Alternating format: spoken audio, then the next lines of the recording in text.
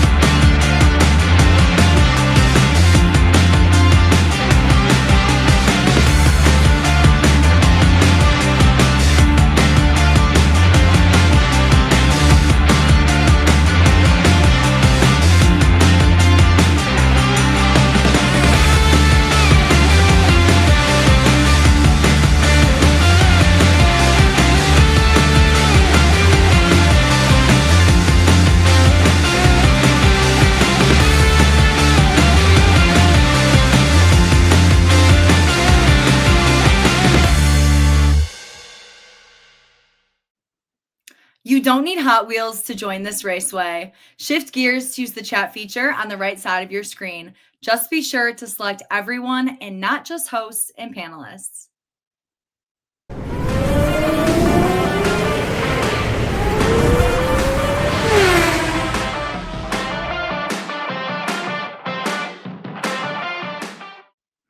Here to get this auto show on the road are Ted and Sarah as they welcome you to our pop-up event filmed live at Northwood University at their auto show.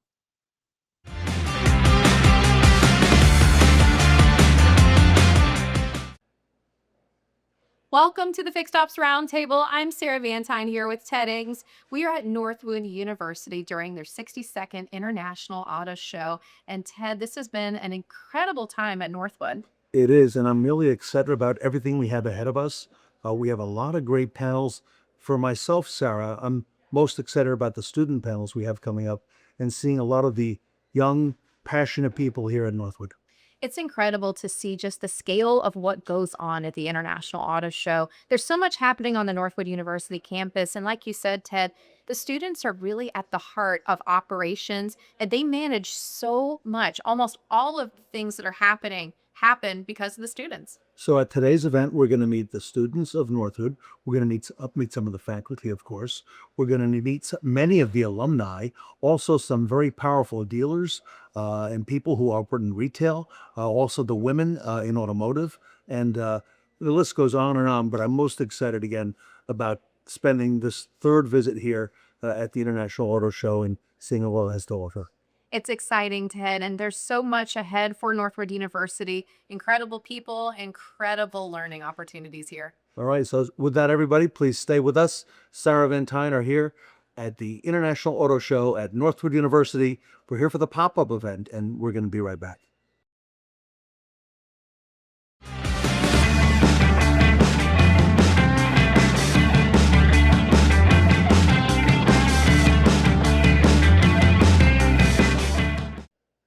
Welcome back to the Fixed Ops Roundtable. We are at Northwood University for the 62nd International Auto Show. We are joined today by some really great guests, Vanessa. We are. We have some incredible Northwood students here with us today, all with involvement in the auto show. So before I speak any further, if I could have you introduce yourself, what year you are here at Northwood, and then also your major, starting with Ayden. Yeah, so my name is Ayden. I'm senior here at Northwood University. I'm studying automotive marketing and management here. Hello, everybody. My name is Colin Ridgeway. I am a sophomore here, and I'm studying finance. Hi, my name is Stephen Hackbarth. I'm a junior here at Northwood University, and I'm studying marketing and marketing communications. I'm Alex Kinney. I'm a sophomore here at Northwood University studying automotive marketing and management.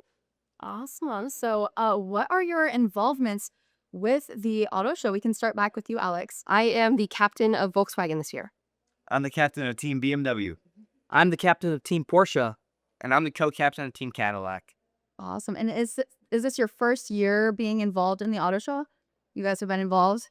Yeah. I was involved last year. Awesome. And what's so incredible to you about this weekend? We call it the Super Bowl here at Northwood. We're an automotive university, and this auto show is 100% run by students like yourself. So what does that feel like? I mean, it's really cool. It's an accomplishment to see how it come together once all the cars get moved onto campus and stuff like that. Leading up to it, it doesn't really feel like it's all going to get done in time, and then it happens and it turns out great every year. Yeah, and that's the key right there. Campus is so alive right now.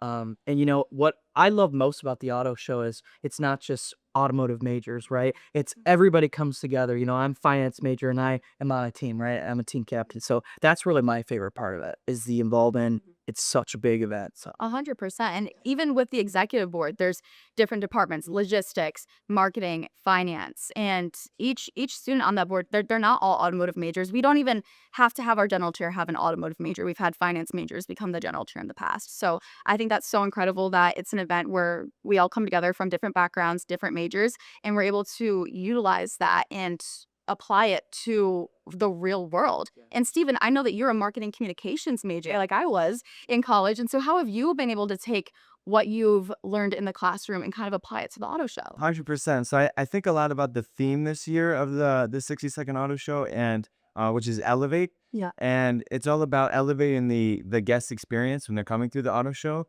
And subsequently, you're elevating your experience in terms of higher education. You're getting something out of it. It's experiential learning. You're actually applying the things you learn in the classroom, whether it's, visual merchandising, branding, things like that, and incorporating that for like us captains in our booth. So it's just a great experience. So. Now, we're lucky enough to see the final product and the finished event. And we've been walking around, seeing the events and the different booths and the different sections. I know a lot of work goes into this, though. So speak to that a little bit. Tell me exactly what your involvement was, what the work looked like leading up to the auto show, what the preparation looks like. Yeah, I mean, I've been going to the auto show since I was 9 years old, and so being a part of it was something that I was really excited for. But I didn't realize how much work it really took to put this big of a show on. And it's honestly, all the general chairs and everyone on the e-board is incredible what they do, because honestly, we couldn't do it without them leading us. But the past couple weeks, it's been getting donations, because as a student run, we rely on the community support. So being able to get those donations from people to make our booths exciting to come to and to make it welcoming for everybody, but also decorating the booths and getting the cars, going to get them, and everything set up on campus. It takes so much work, but it's also so much fun. Like, I love it so much. Yeah, you said it perfectly. I mean, a lot of it's getting the cars here, which, it takes a lot of planning. People skated there, and then you got to drive the cars back. But that's honestly one of the best parts, because you get to drive really cool cars. And whether you came in loving cars at Northwood University, you learn to love them. And so that's always great. And then coordinating with your teams and setting up your booths is the other main part. yeah, that's the key too. Throughout these past couple of weeks, it was, we're captains, so we do have people on our team. So with coordinating that and getting those logistics set up, decorating the booth, that was a big challenge so far. Yesterday with all the thunderstorms and that was interesting, but like you said, the final product has really came together. So we're very proud. Incredible, for sure. Yeah, I work at the Cadillac store here in town, so I've been in the works with what cars we bring in for the last couple of months. So it's just been exciting, working with my managers and stuff like that to get the cars and then to talk with the team and build the schedule and kind of figure out how we want our booth to look and stuff like that. So it really came together nicely. And Vanessa, you were on the e-board for the auto show. Yes, I was. I was the marketing chair for the past 2 years. In my first year, I was captain of Team Genesis. So I got to experience what it's like to fundraise and decorate and, arrange a team for a booth, but then also on the executive board, being able to run the social media accounts and create advertisements and create those connections. So it was a really great experience, and it definitely allowed me to take what I've learned in my classroom, specifically with marketing communications and the creative aspect of that, and apply it to a real business, because the Northwood University Auto Show is, a real business. And I think it's great that Northwood not only puts on events like this for us to apply what we learn in the classroom, but also they put you in front of the right people and open up so many doors and connections to get you internships, jobs. And so I want to speak about internships for a second, because that's huge at Northwood. In a lot of majors, you can't graduate until you get an internship, because we recognize the importance of having that experience. So starting with you, Alex, you just got done with an internship in Austin, Texas with Epicor. So how was that? It was incredible. I finished my freshman year and I landed an internship at the headquarters of Epicor in Austin, Texas, where I actually ran into Vanessa. Our paths crossed, which was so fun. But being the youngest intern that they've had and being the youngest of the group, but also like there were 12 of us and there were over 4,000 people who applied for those jobs. So it's Alex. Hey, that's so much. And I heard that and I was starstruck because like, why me? But it's because Northwood is just such an incredible school. I've gotten such great opportunities. I've met the most amazing people. And honestly, it's like that internship is something I'm going to hold on for the rest of my life, because I've never lived on my own. I've never worked a real job. So getting that experience at 18 was wow. It was great. I loved it. Moving to Texas at 18. You at 21. I'm just so good for you. And Steven, do you have anything to add to that? So last summer I completed an internship it was through the Rydell company, which is a great group of dealerships, and specifically with the Apple Autos dealer group in Minneapolis, Minnesota. And that was an incredible experience. A lot of it was going through the different departments, learning the holistic approach to the automotive industry and all the parts that you don't necessarily think about that go into it, and many of which are highlighted at the auto show. And yeah, it was a phenomenal experience. I got to do marketing related projects for the dealer group, and it was just, I couldn't thank Northwood University enough for it, because it was connections made at the auto show and the career fairs that really made that possible. So Absolutely. And I interned at LaFontaine Automotive Group this past summer. And, like Steven's experience, they focus on a rotational program. So you learned all aspects of the dealership, the day-to-day operations of it, sales, service, F&I, and we even got to learn the BDC. So, invaluable experience. So Yeah, and last summer I did an internship with the Hendrick Automotive Group in North Carolina.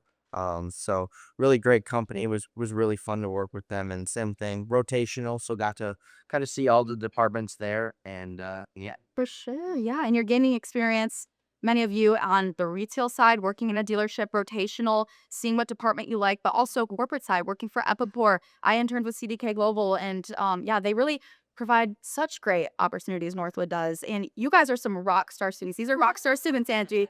But the great thing about Northwood is you can go out and walk around the auto show and stop at the booths, and each student will have probably a similar story on how Northwood has helped them to find success and meet the right people and get into, positions and internships and get the experience that they need to leave this university confident and ready for what's ahead. I've always been very impressed by Vanessa and Katrina just from my interactions with them and their affiliation with Northwood University.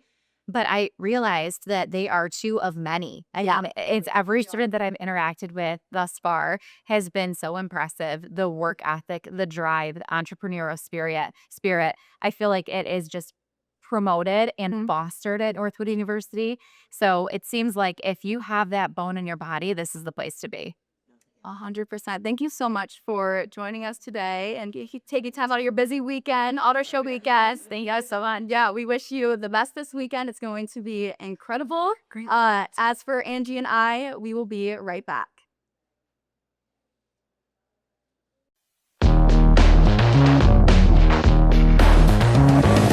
Every step I take feels like destiny. Game on the lock, good at my legacy. The grind ain't free and it can't be bought. Grind ain't free and it can't be bought. Mind of a champion, I bring in every thought. I set the level, I set the tone. When the game's on the line, yeah, I'm standing alone. I set the level, I set the tone. When the game's on the line, yeah, I'm standing alone. They ain't never done it like this before. You know I'm the best, you can take that sword. They ain't never done it like this before. Set the bar high, then I raise that floor.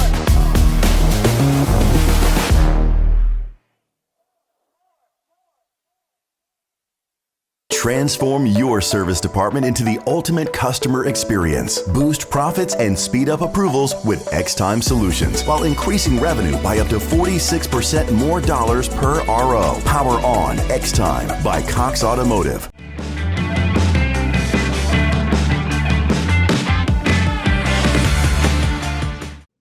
Here to announce what's on the runway for the future of automotive retail is Steve Greenfield.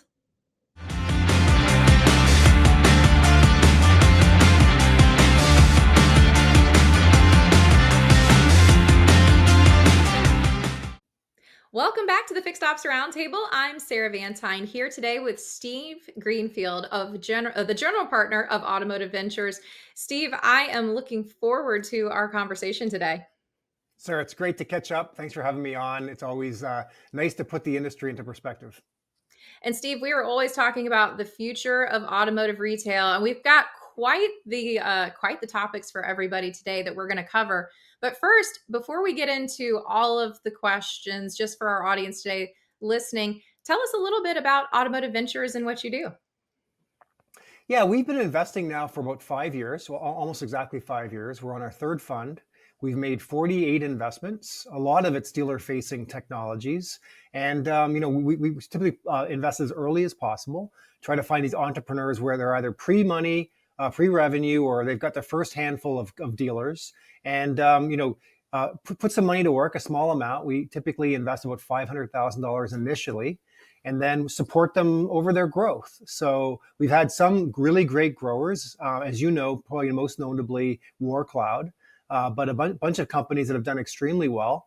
And I think we're on a good path now. We've made, like I said, 48 investments, and hopefully we'll continue to invest at about 10 companies a year.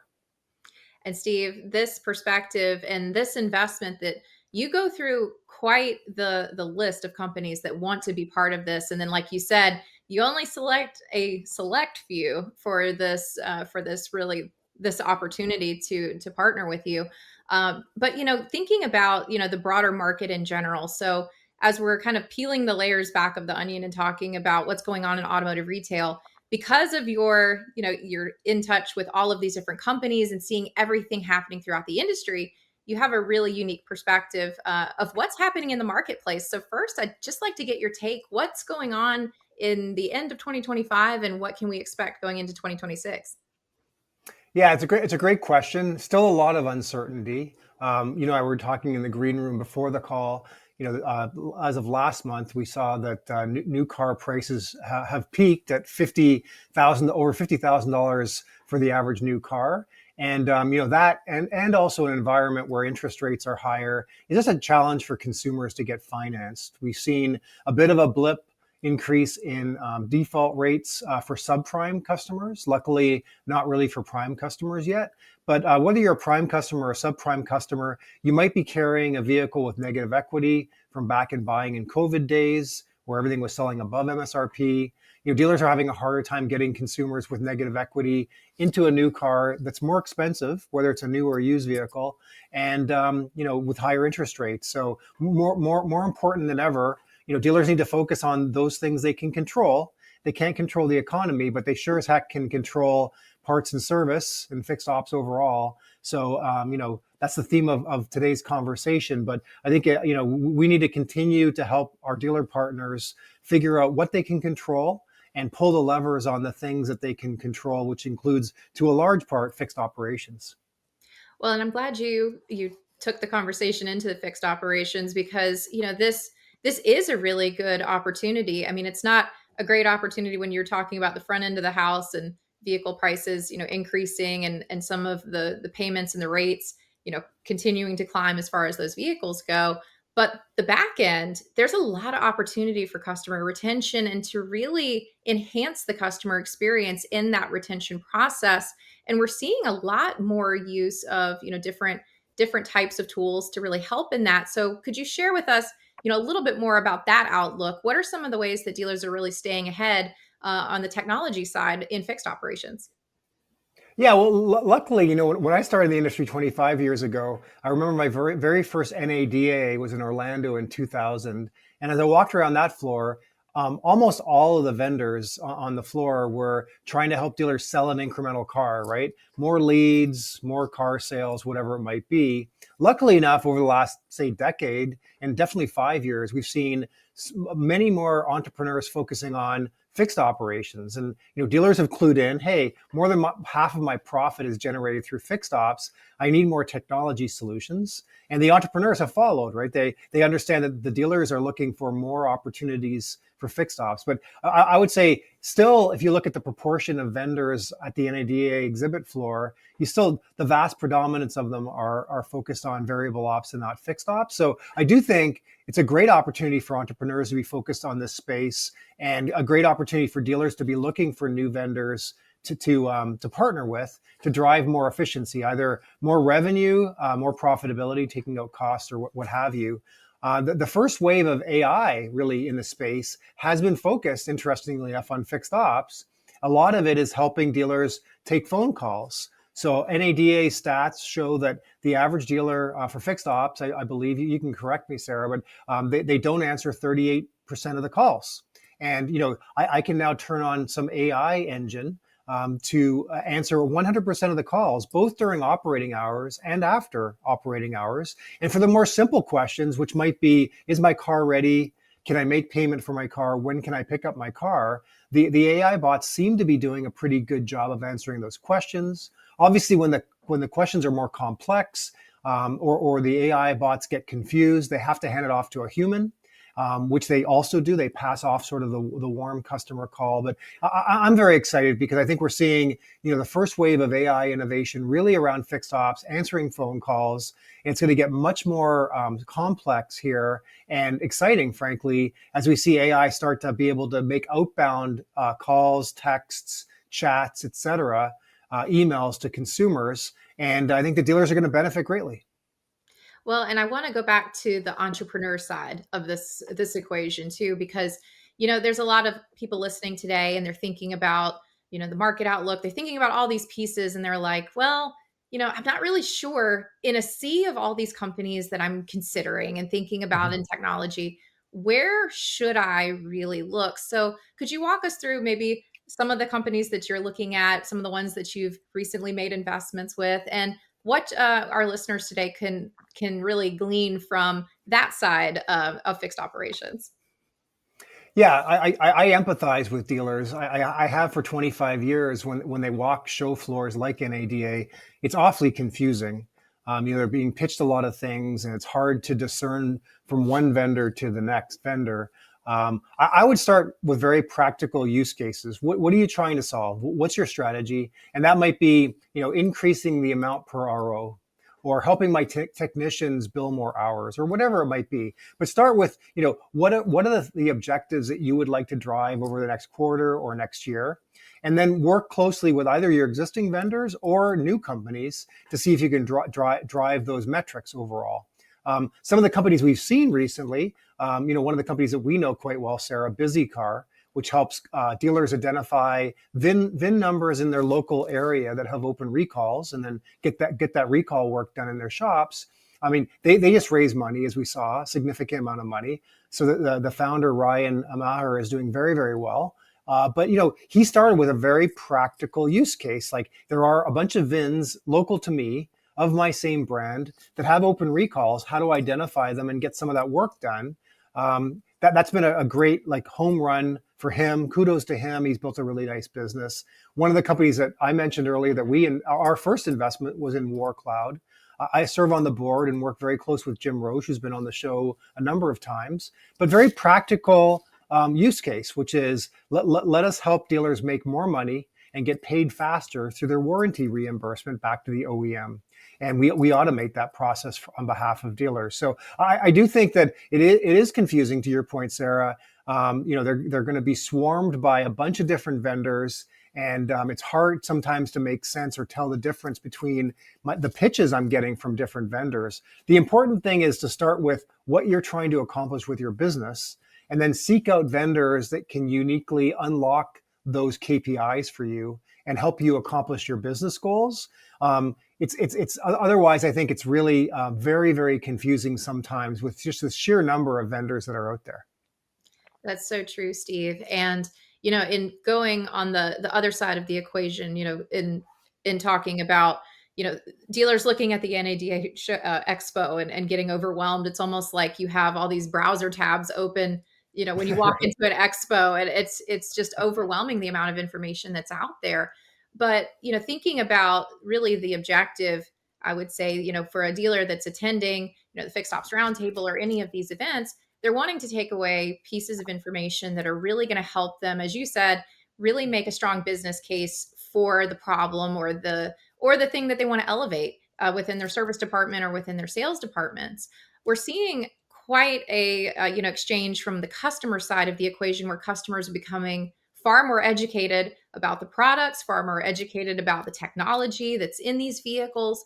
But there's still a lot of opportunity that service drives and dealerships are looking at to really make a better customer experience. So you mentioned one already, the BDC and automating, AI phone calls and having some of those being taken off the dealership's plate.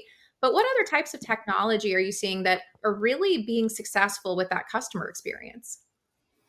Yeah, so I think it starts with the website experience. The service schedulers themselves are getting smarter. So we're seeing some innovation there where, matching a consumer to the right time of day, where the right technician's available. And they're not just dumb service schedulers where you can schedule your at any time, and they get 30 people coming in at 9 o'clock in the morning on a Monday and getting overwhelmed. So I think just some very simple yet very effective kind of enhancements around scheduling really help. And then we're seeing more tools for the service writers or the technicians themselves, automated tools. You've got, what Joe Shaker is doing with True Video, for example. He just raised a bunch of money. Transformational technology that helps sort of a technician, get under the car and video what they're proposing in terms of an upsell, and then have a communication with a consumer easily over text that sells the consumer. The consumer is effectively selling themselves. When I see, there is oil leaking under my car, I better give them permission to get work done.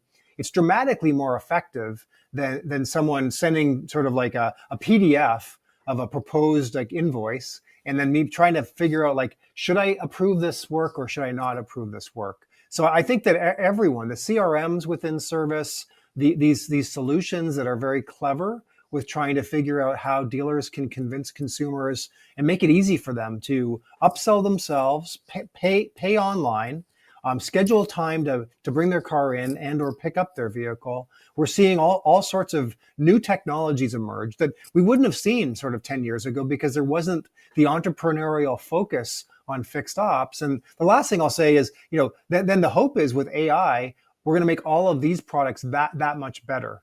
So we should be able to automatically understand, what Sarah needs or what she prefers when she comes in to get her car picked up.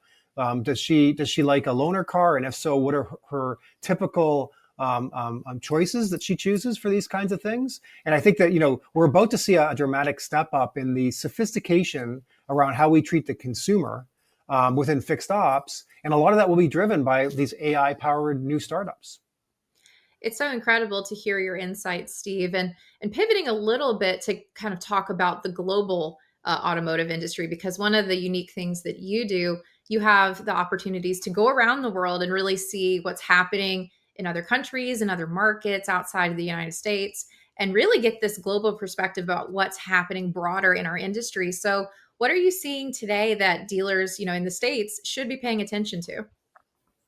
Well, I start with the Chinese, and it's easy to say we don't need to worry about the Chinese because we have these tariffs. But, if you ever vacation outside of the US in any country, you're going to see a lot of brands on the street that you don't recognize. And if you get a chance to either talk to someone who's driving one of these vehicles, these Chinese vehicles, or if you get to rent one of them, I encourage folks to do, because the quality is dramatically better than it was 20 years ago with these Chinese cars. They're building relatively cheap cars, inexpensively, but high quality with great technology. And the pressure is on then for automakers around the world. Not so much in the US, but it is squeezing their profit margins, back here at home, because they're losing market share globally. I think that, as a result of that, I think the OEMs are trying to figure out how do they compete? And they're going to be trying to drive costs out of production. And they're also going to be adding more technology in their cars. Both of those things is going to ultimately impact fixed operations at dealerships. So we're going to continue to see cars with more and more technology in them, which is great, because I think the consumers are going to clue in that the average independent repair shop is not going to be able to repair these things. It's going to drive a lot of loyalty back to the fixed operations department at franchise dealers. But we're also going to see cars that in many ways are very hard to fix. The sophistication of the technology, coupled with the focus, OEM's focus of driving costs out on the production line, are going to mean certain components and parts are going to become very expensive to fix. So I think we're going to continue to see an increase in just the cost to repair vehicles overall. I think that ROs will go up over time as a result of all this. But we are going to run headlong into consumers' ability to pay. So we're going to have to figure out how we make sure that consumers can actually pay for these repairs. I mean, it's great as a dealer to say, well, ROs are going to go up. This is going to be great for me. I'm going to be making more money than ever. But we're also going to run into consumers. We know consumers have a hard time making it sometimes paycheck to paycheck, never mind when they're shocked with work that we're recommending that they weren't expecting overall. So I think that we need to also be very deliberate with thinking about how do we let consumers either finance some of these repairs with buy now, pay later, or other solutions like this, because in many cases, consumers might get sticker shock when they realize that, slowly but surely it's getting more expensive to maintain my vehicle because of the technology in these cars. Well, and Steve, that brings up another interesting point in this conversation that really affects the dealerships as well. And we've talked quite a bit about it at the roundtable, has been really the technician, their evolution in this experience that the customer is having. As you mentioned, the technician is becoming more front and center in the video process when the service advisor is sharing the information that's found during the course of the repair order. But, in thinking about what a technician has to be able to diagnose effectively, all of the technology that's coming on these vehicles and all of the different software updates and pieces that are going to get more and more complicated. How do you see, the role of the technician evolving in this landscape? And, dealers are already having some of those challenges with retention of technicians. Just would love to get your thoughts on all of that as well. Yeah, I think that any way you look at the future, the technician's skill set is going to have to continue to be upgraded, because as you said, the technology is going to advance. It's not going to get easier to work on vehicles. So if I'm a technician out there, this means job security for me, right? If I'm specializing in one brand, be it BMW, Toyota, or what have you, like I need to keep upgrading my skill set, which can be daunting. Keep continuous learning, but at the same time, you're going to become very, very valuable to dealers overall. I think the flip side, if I'm a dealer principal or running a fixed ops department at a dealership, it's going to continue to be challenging to win over and find really good technicians. And when you get them, and they are great, as we know, we've got try our best to keep them overall through compensation or other perks or whatever it might be.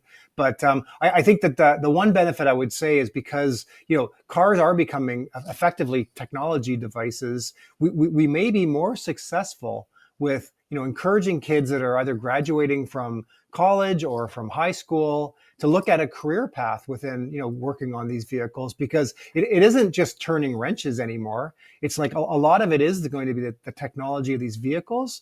And I do think for someone young, early in their career, just starting out, they may look at this and say, well, this is fascinating, right? I'm passionate about vehicles. I really like the fact that this is going to be much more of solving technology problems than it is simply going to be doing oil changes or turning wrenches. So I think it's a little bit of a double-edged sword, right? The technicians are going to have to keep upgrading their skill set because the cars are going to get more sort of technology focused. But at the same time, it might be a unique opportunity for us to lure in folks, young people who look at this as being an attractive career because of the technology challenges and the technology that they're accustomed to now being applied to their day-to-day. Lots of great information, Steve. And, before we wrap today and talking about Automotive Ventures, I want to go back to really what you do as a whole, because it really is an important component of our industry. You look at so many different companies, but our listeners today, if they want to learn more about, investing or, just the industry in general, what are the next steps?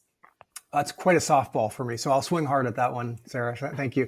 I've got a newsletter that goes out every Monday at 7 a.m. Eastern. It's free. You can subscribe either on LinkedIn, or if you go to our website at automotiveventures.com, you can subscribe.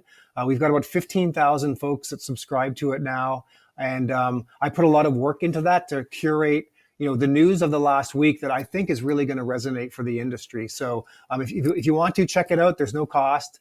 And then just poke around our website. You can find me on LinkedIn. You can poke around our website and see the kinds of companies that we're investing in. We'd love to talk to you about potentially being an investor. But conversely, if you come across an early stage company, we'd love to hear about them. And if you're considering, making a vendor selection between a few companies, I'm happy to be a thought partner. And at least let you know what I think about the companies, what I think about the space, and if we've come across those companies in the past. So don't be a stranger. I'm happy to make new friends in the industry anytime, but we are looking to find, great entrepreneurs to invest in. So if you come across any, please let me know. Steve, you are a great friend of the industry, as you said, and we always appreciate your insights here at the Fixed Ops Roundtable. Learned a lot today, and I know we're going to have even more incredible conversations coming up going into the new year. Sarah, it's always nice to be here with you, and thanks for having me. And greetings to everybody out there from the Fixed Ops Roundtable. Well, everyone, on behalf of Ted Ings, we have Steve Greenfield here with us today talking about the future of automotive retail here at the Fixed Ops Roundtable. Steve is the general partner of Automotive Ventures. You can learn more about Automotive Ventures at automotiveventures.com. Right there in the bottom of the ticker, you can reach out to Steve directly or find him on LinkedIn. But everyone, stay tuned. We have more exciting segments coming up next. For over a decade, you've known MyKaarma as the standard bearer for a revolution in service lane technology, extending from communication to service cart video MPI to MyKaarma payments and reporting, transforming the service lane into an intelligent, revenue-maximizing powerhouse.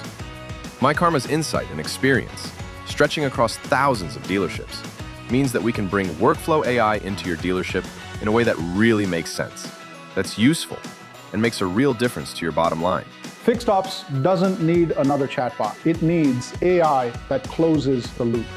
Workflow AI like Service Concierge that not only schedules appointments 24 hours a day, but interprets the sentiment of every call, routes it to the right place and the right people, making sure that customers are served. Workflow AI like Service Prediag that interacts with service customers before they set foot in the dealership, asking questions and gathering intelligence, so that techs have a head start on diagnosis. And Workflow AI, like our Tech Video Grader, that evaluates every tech video, helping techs and dealerships improve their video inspections with objective feedback. AI that makes a difference to your bottom line, with 40 minutes saved per repair order, 8 to 10 more repairs per day, 20 to 30% higher additional service sales volume, 5% more after-hours customers. With MyKaarma's Workflow AI, every workflow becomes an opportunity for lift in time saved, dollars gained, and customer trust earned. Introducing MyKaarma Workflow AI. Request a demo today and see it live at NADA 2026.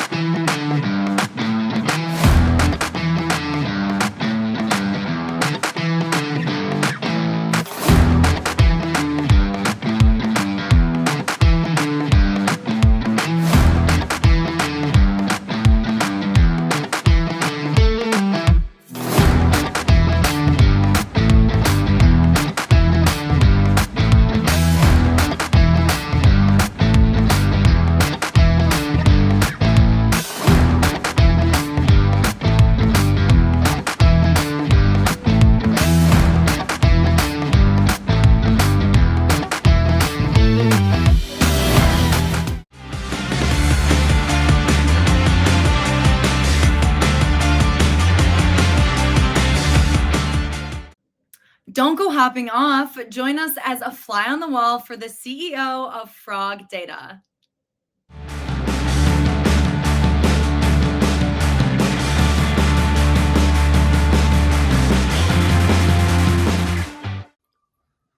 Welcome back to the Fixed Ops Roundtable. I'm Sarah Vantine here with Ted Ings. Today we're going to be talking about fixed ops velocity. And Ted, a lot of exciting things happening in this industry today. Sarah, you're so right. Among them is that we get to welcome Soni today from FrogData. They are the industry automotive leader in decision analytics. Tej, welcome to the Fixed Ops Roundtable. Thank you. Thank you for having me, and great to be here. We've heard a lot about fixed ops and what you're doing at FrogData. I know our team had a chance to meet you last year at NADA. So first of all, congratulations on all the success that you're having. And you're starting to see FrogData everywhere now. Thank you. I hope we dominate eventually. No. We just want to help dealers. That's it. So tell us a little bit more about you and the company, and give our audience a little bit of the background in case they don't know yet. Well, we're one of the few companies still around. For example, the reason being, we started in 2002 when everything was new. So we've been through the entire journey.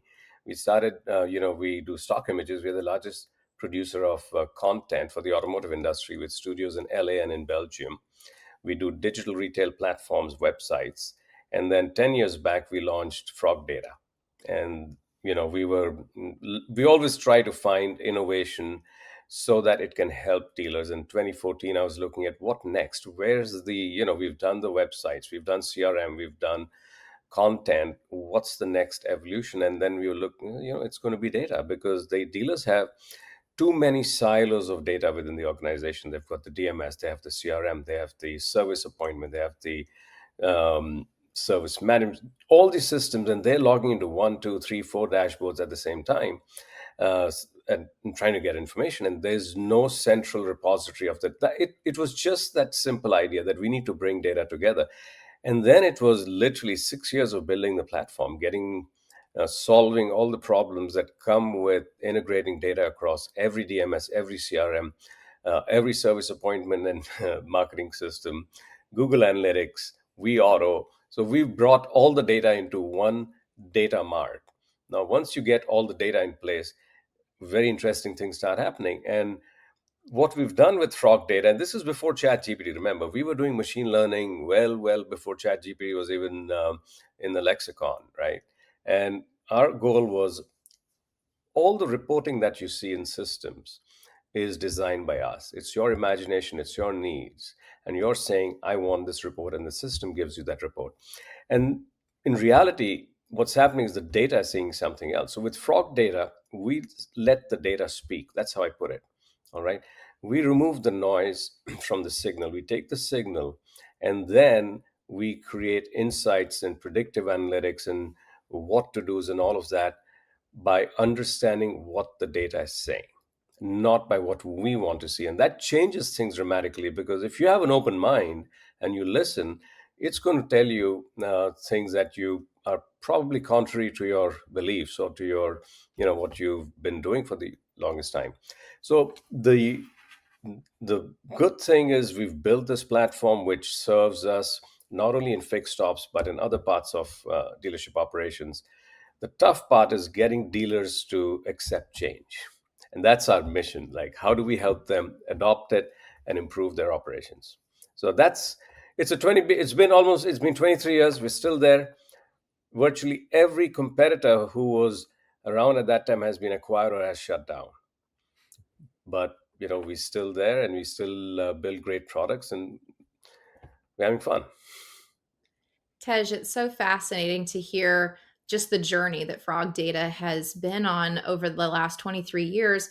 And I'm thinking about our retailers that are listening today, and you're so right. I'm imagining service directors are sitting there at their desk with 10 different browser tabs open, and they're in so many different systems trying to make sense of all these different data points. Why is this so important to dealers right now at this time? Let me talk about fixed ops velocity, because I can go on all day about the rest of it. And the reason we came out with fixed ops velocity is we see a clear need for dealerships to improve marketing so that it drives traffic to the service lane. All right. I talk to service managers or the fixed ops director and say, look, you've been given a goal. You get targets, you have to fulfill it, but there's no marketing dollars behind it. Yes. And the guys in the front, sales, used car, new cars, they're getting $30,000 a month to generate leads and all that, and they're not making money. You're the guys making money, and your budget is like 2,000 or 3,000, barely, right? And they all nod their heads, yes, that's true, and say, we need to get a program that actually works for you. The second problem that we have in service marketing is it's invariably directed towards in-warranty customers. Everything that OEM does, everything that all the large companies out there are doing, are addressing the customers within warranty, trying to get them back in during the warranty period. The post-warranty customers are going to the service shop around the corner. Why? Because they think dealers are expensive. They think, oh, I can't go to a dealership. It's going to cost me too much. I can't afford to pay for it. So let me go to the corner, shop around the corner. The reality is dealers are not only literally the same price, but they're highly competitive nowadays. And you don't have to go to two places. You don't have to go to Jiffy Lube and the tire center and somewhere else for repairs. You go to a dealership, they'll do your oil change, wheel alignment, and transmission repair all at the same place. They're competitive in pricing, and you can book an appointment online. And the best part is you get OEM parts. That's right. With OEM parts, your vehicle value is retained. And, for the dealership, it's a great deal because you sell more parts, and it's good for the OEM because they sell more parts. But we need to have this program which targets post-warranty customers. And all those customers shopping online. And another big difference in customer behavior is when you have a warranty repair, you go to your dealership because you know it's covered, and you're willing to wait 2 or 3 days or a week even to get an appointment. If you're going in for a scheduled service, you know well beforehand, you'll schedule it and go in. The post-warranty customers, they come into the market when there's a breakdown, when something bad happens, when they're in need of urgent repair. They're not going to go in and wait on an appointment system, wait for a week. They want to call someone, get an appointment, get in there. So that's the change we need to implement. So one, target them, target the post-warranty customers. Two, make sure that someone attends to them with the immediacy that's needed. So I'm calling in, car's not starting, single mom needs to get to work, she wants the car repaired, calls the dealership. So that's the change we need to do. But if we can get those customers in, guess what? They're customer pay billing. It's highly profitable for dealerships. and then they get a customer for life. So that's what we are trying to do with Fixed Ops Velocity. Messaging, target the customers who are in the market looking for repair in their post warranty, and help dealers connect with them and bring them into the shop. Tej, you're so right. Right on the money. Fixed ops velocity is something that's needed right now. And like you mentioned, go back 20 some years, even 10 years, even 5, 6, 7 years, the budget for fixed operations in the marketing area has been minuscule, nothing. All right. And all the money gets directed towards the front end and the sexy part of the dealership and the sales side. But I think dealers are now realizing, like you said, the fortune is in the follow-up and in the fixed ops. And with the average age of vehicles now, Yep. what, 12 plus years, I see. plus All years, right. And Tej, what the other thing we recently were discussing here at the roundtable is most of the DMS companies store the dealer's information, but only for 5 years. All right. Mhm. So really, the average age is 12 years. The Mhm. dealers need a resource to be able to tap into this and to be able to market to those customers. And you're right, the competition is not the next dealer with the same nameplate down the street. It's all the ones they pass on the way there. And Exactly. the age and mileage of the vehicle, that's the opportunity. Yeah. And Sarah, I know a lot of this hits home. We've discussed this lately as well, some of these circumstances he just mentioned.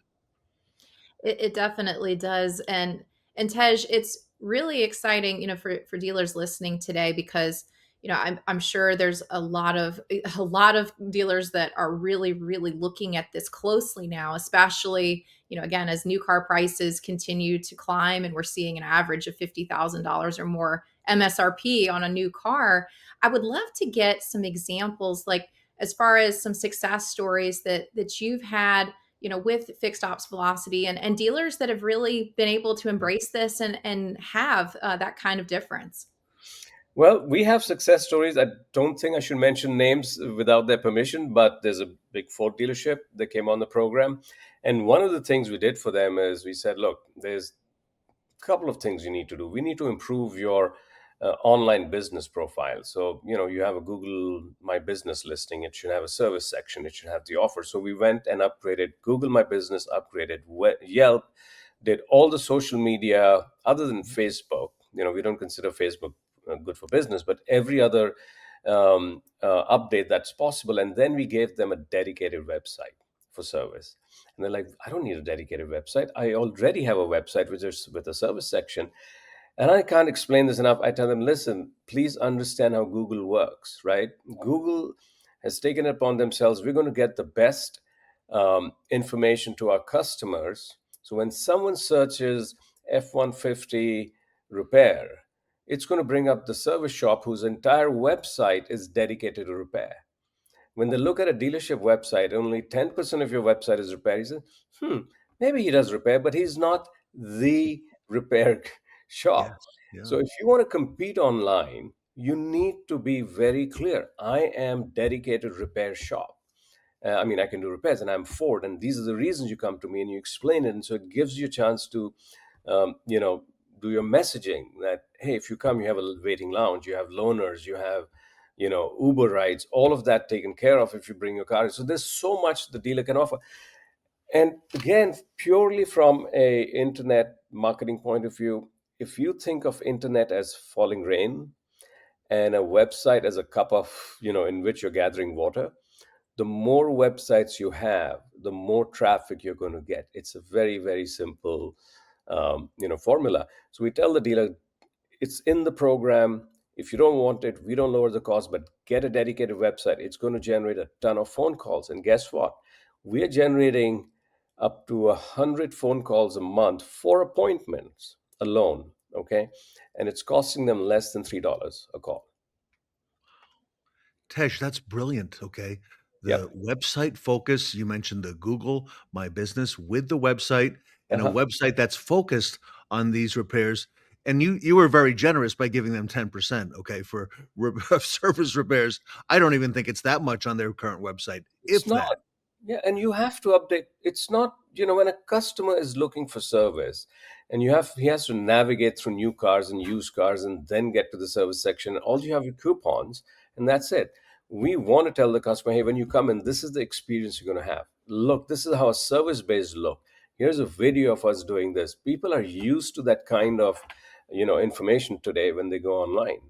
And if you don't provide that, you'll always get the warranty customers. Well, almost always, right? But remember, we're talking about the customer who's not a warranty customer. He's coming into the market, and there is a chance of even conquest. You can get other brands in. My vision is for dealerships to have a service only location separate from the dealership. They should be generating so much business. And we see that extensively in Europe. We do a lot of business in Europe. I mean, in Germany, we just launched, I was mentioning we launched Ford, and we have 400 locations which are service only for Ford. 400 websites dedicated just to service. So it is a big thing. Service is the profit generator. It has to be a focus area, and you have to not only do it right, but put some money behind it. And it's going to pay you back 10 times. Tej, dealers are now making their plans for 2026. I agree with everything you just said. Fixed ops, service, and parts, this is now the front of the house, all right? It is the house, all right? And that's where the revenue is generated. That's where the focus needs to be. And what you just described is brilliant. And first time I've heard about it, I heard about what you're doing with Fixed Ops Velocity. I didn't realize how intense it was and all the history you've got behind it. So this is really something our dealers need to do as we move forward, not just into the fourth quarter, but now they're making their plans now for the new year. Mhm. And this is, Tej, this is different. This is different than anything I've seen out there. I know Sarah will probably reiterate that, but Tej, this is entirely focused on fixed ops. I love it. Yeah, and I tell the dealers, look, I'm not here to increase your cost, okay? Let's be very clear about it. Well, we don't want you to spend a single dollar more than you're already spending, but you should apportion some of your existing budget to service. If you're spending $6,000 or $8,000 a month on Google Ads, take $1,000 and put it on ads specific for service marketing. Take some money and put it towards a dedicated website. Take some money and put it on good SEO. Take it away from your existing. You will barely see a drop in your Google leads for new cars. It's very competitive. It's $5 to $8 a click. I'm giving you clicks at 25 cents. And the ROI is incredible. Is huge. We record every call, so we know how many of them. So here's what we're doing: we're recording all the calls, and then we have an AI platform that reads all the transcripts and gives a report to the dealer and how many appointments were booked based on the calls.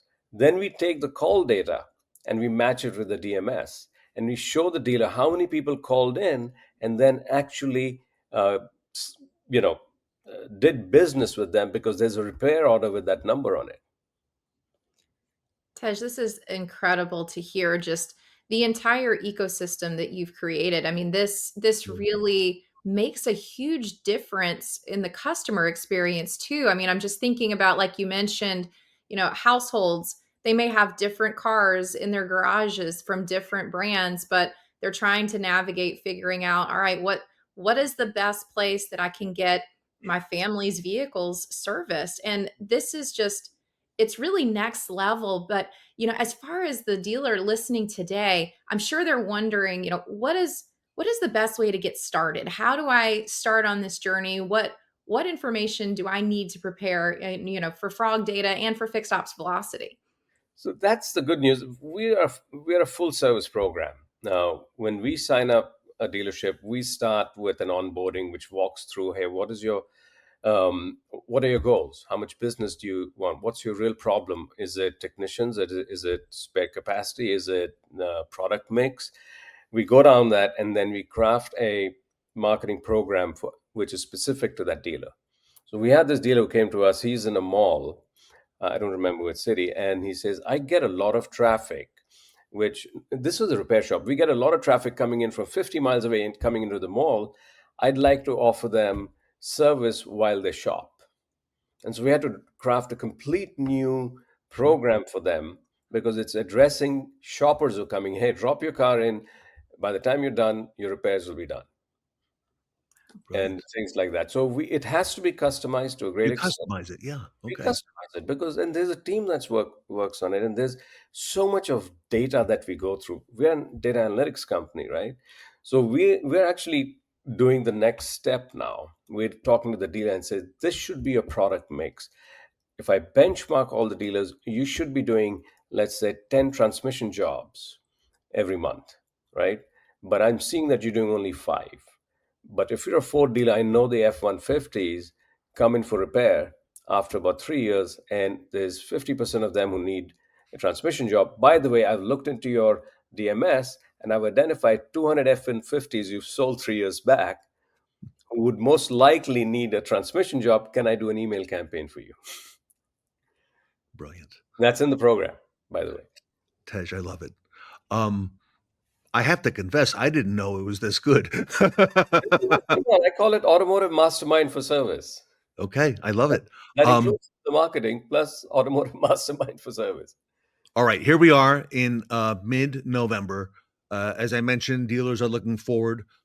We've got a lot of dealers here on the roundtable, especially, I think, the early adopters, I would call them, and the first, second, and third, and fourth, and fifth waves beyond that.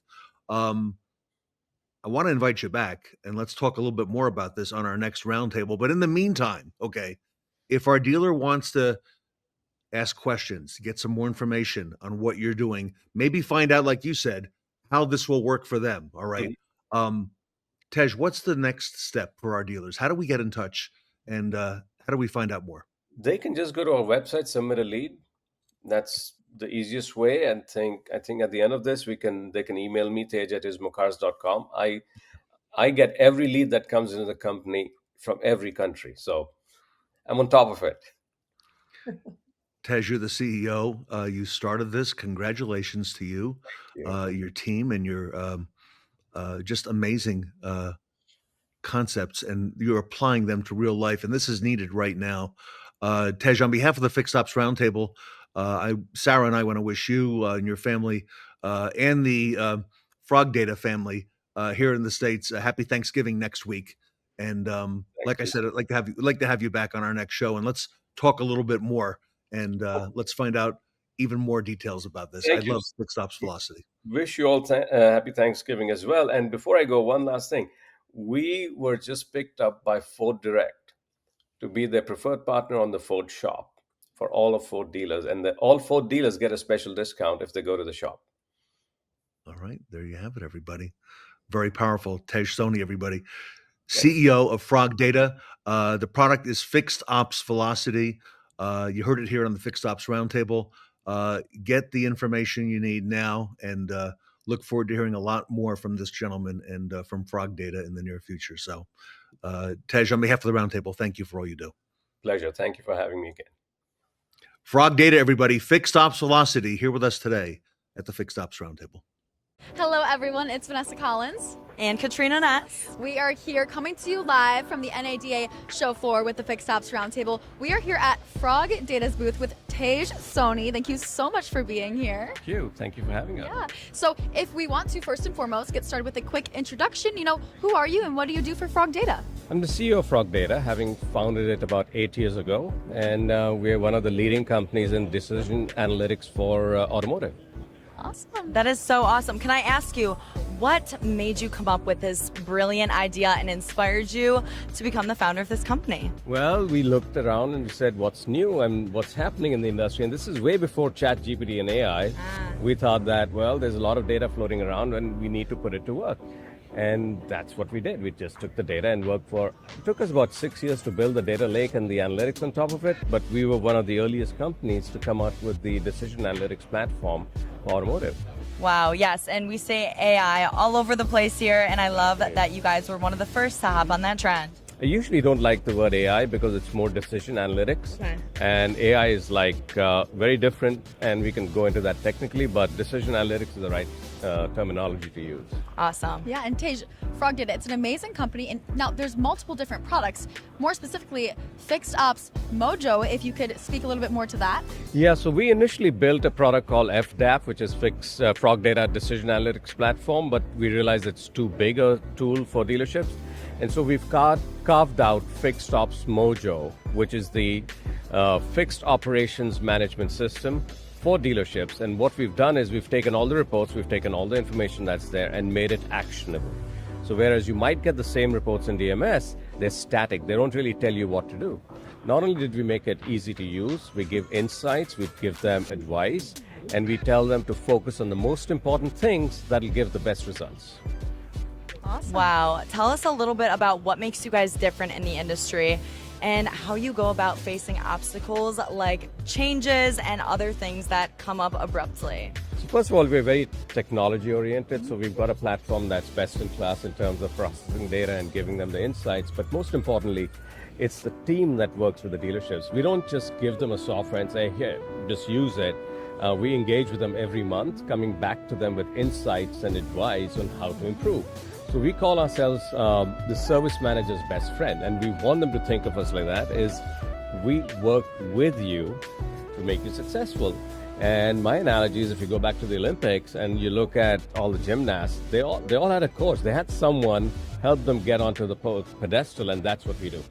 We make you win gold medals.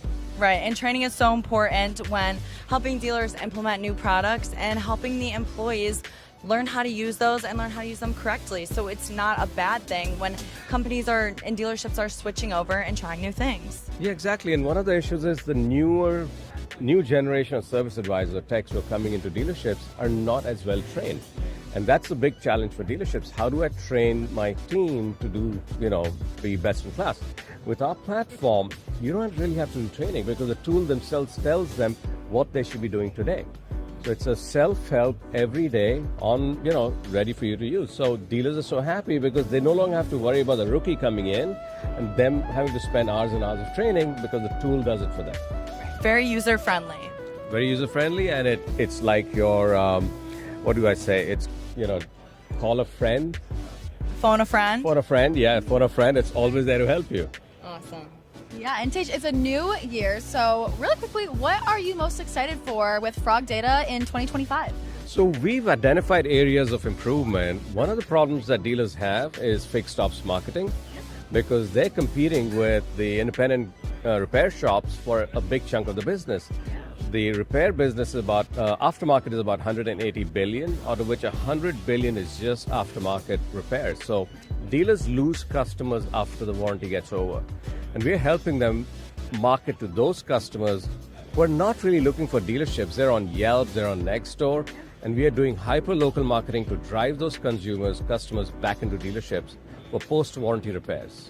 That's so amazing. And thank you so much for this very insightful segment with Tej Soni from FrogData. Thank you again for having us, and I hope that you have a wonderful rest of your NADA. Thank you, appreciate it.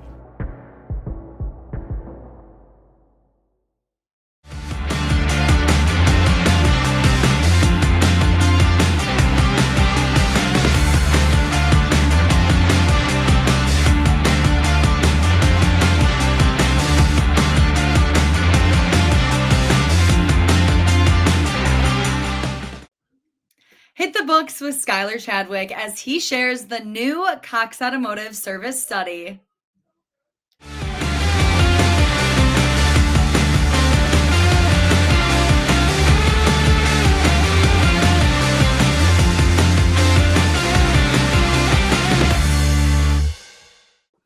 Welcome back to the Fixed Ops Roundtable. I'm Sarah Vantine here with Ted Ings. Today we have the Cox Automotive Service Industry Study sneak peek, Ted, and a lot of great information we're going to cover today. Yep, and we've got the man here to share that with us. Skyler Chadwick, Director of Product Consulting at Cox Automotive, is with us. Skyler, welcome back to the Fixed Ops Roundtable. Thank you, guys. Thank you for having me. I'm super excited to be here today and to have this conversation and give a sneak peek into what's coming in February. As I would call this our industry study light for sure. So, wow.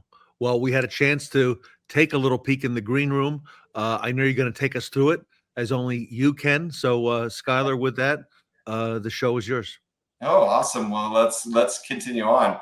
Yeah, I think about this time of the year. I can only imagine what dealerships are thinking. What should we be focusing on for next year? Yeah. But the other thing is we also got to think is what is up against us as a dealership group.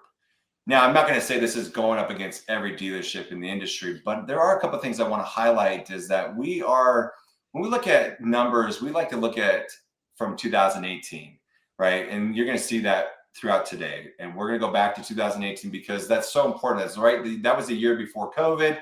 And now has COVID made that change and so forth. So that's why you see the year 2018.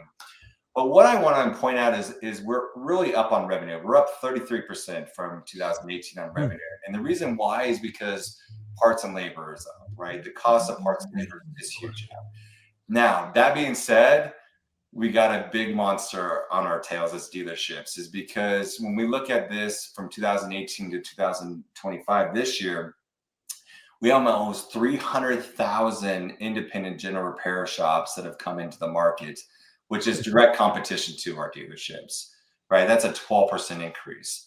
And so that is where we're going to start to see those dealerships really start to see that competition coming back into their playbook for next year too as well.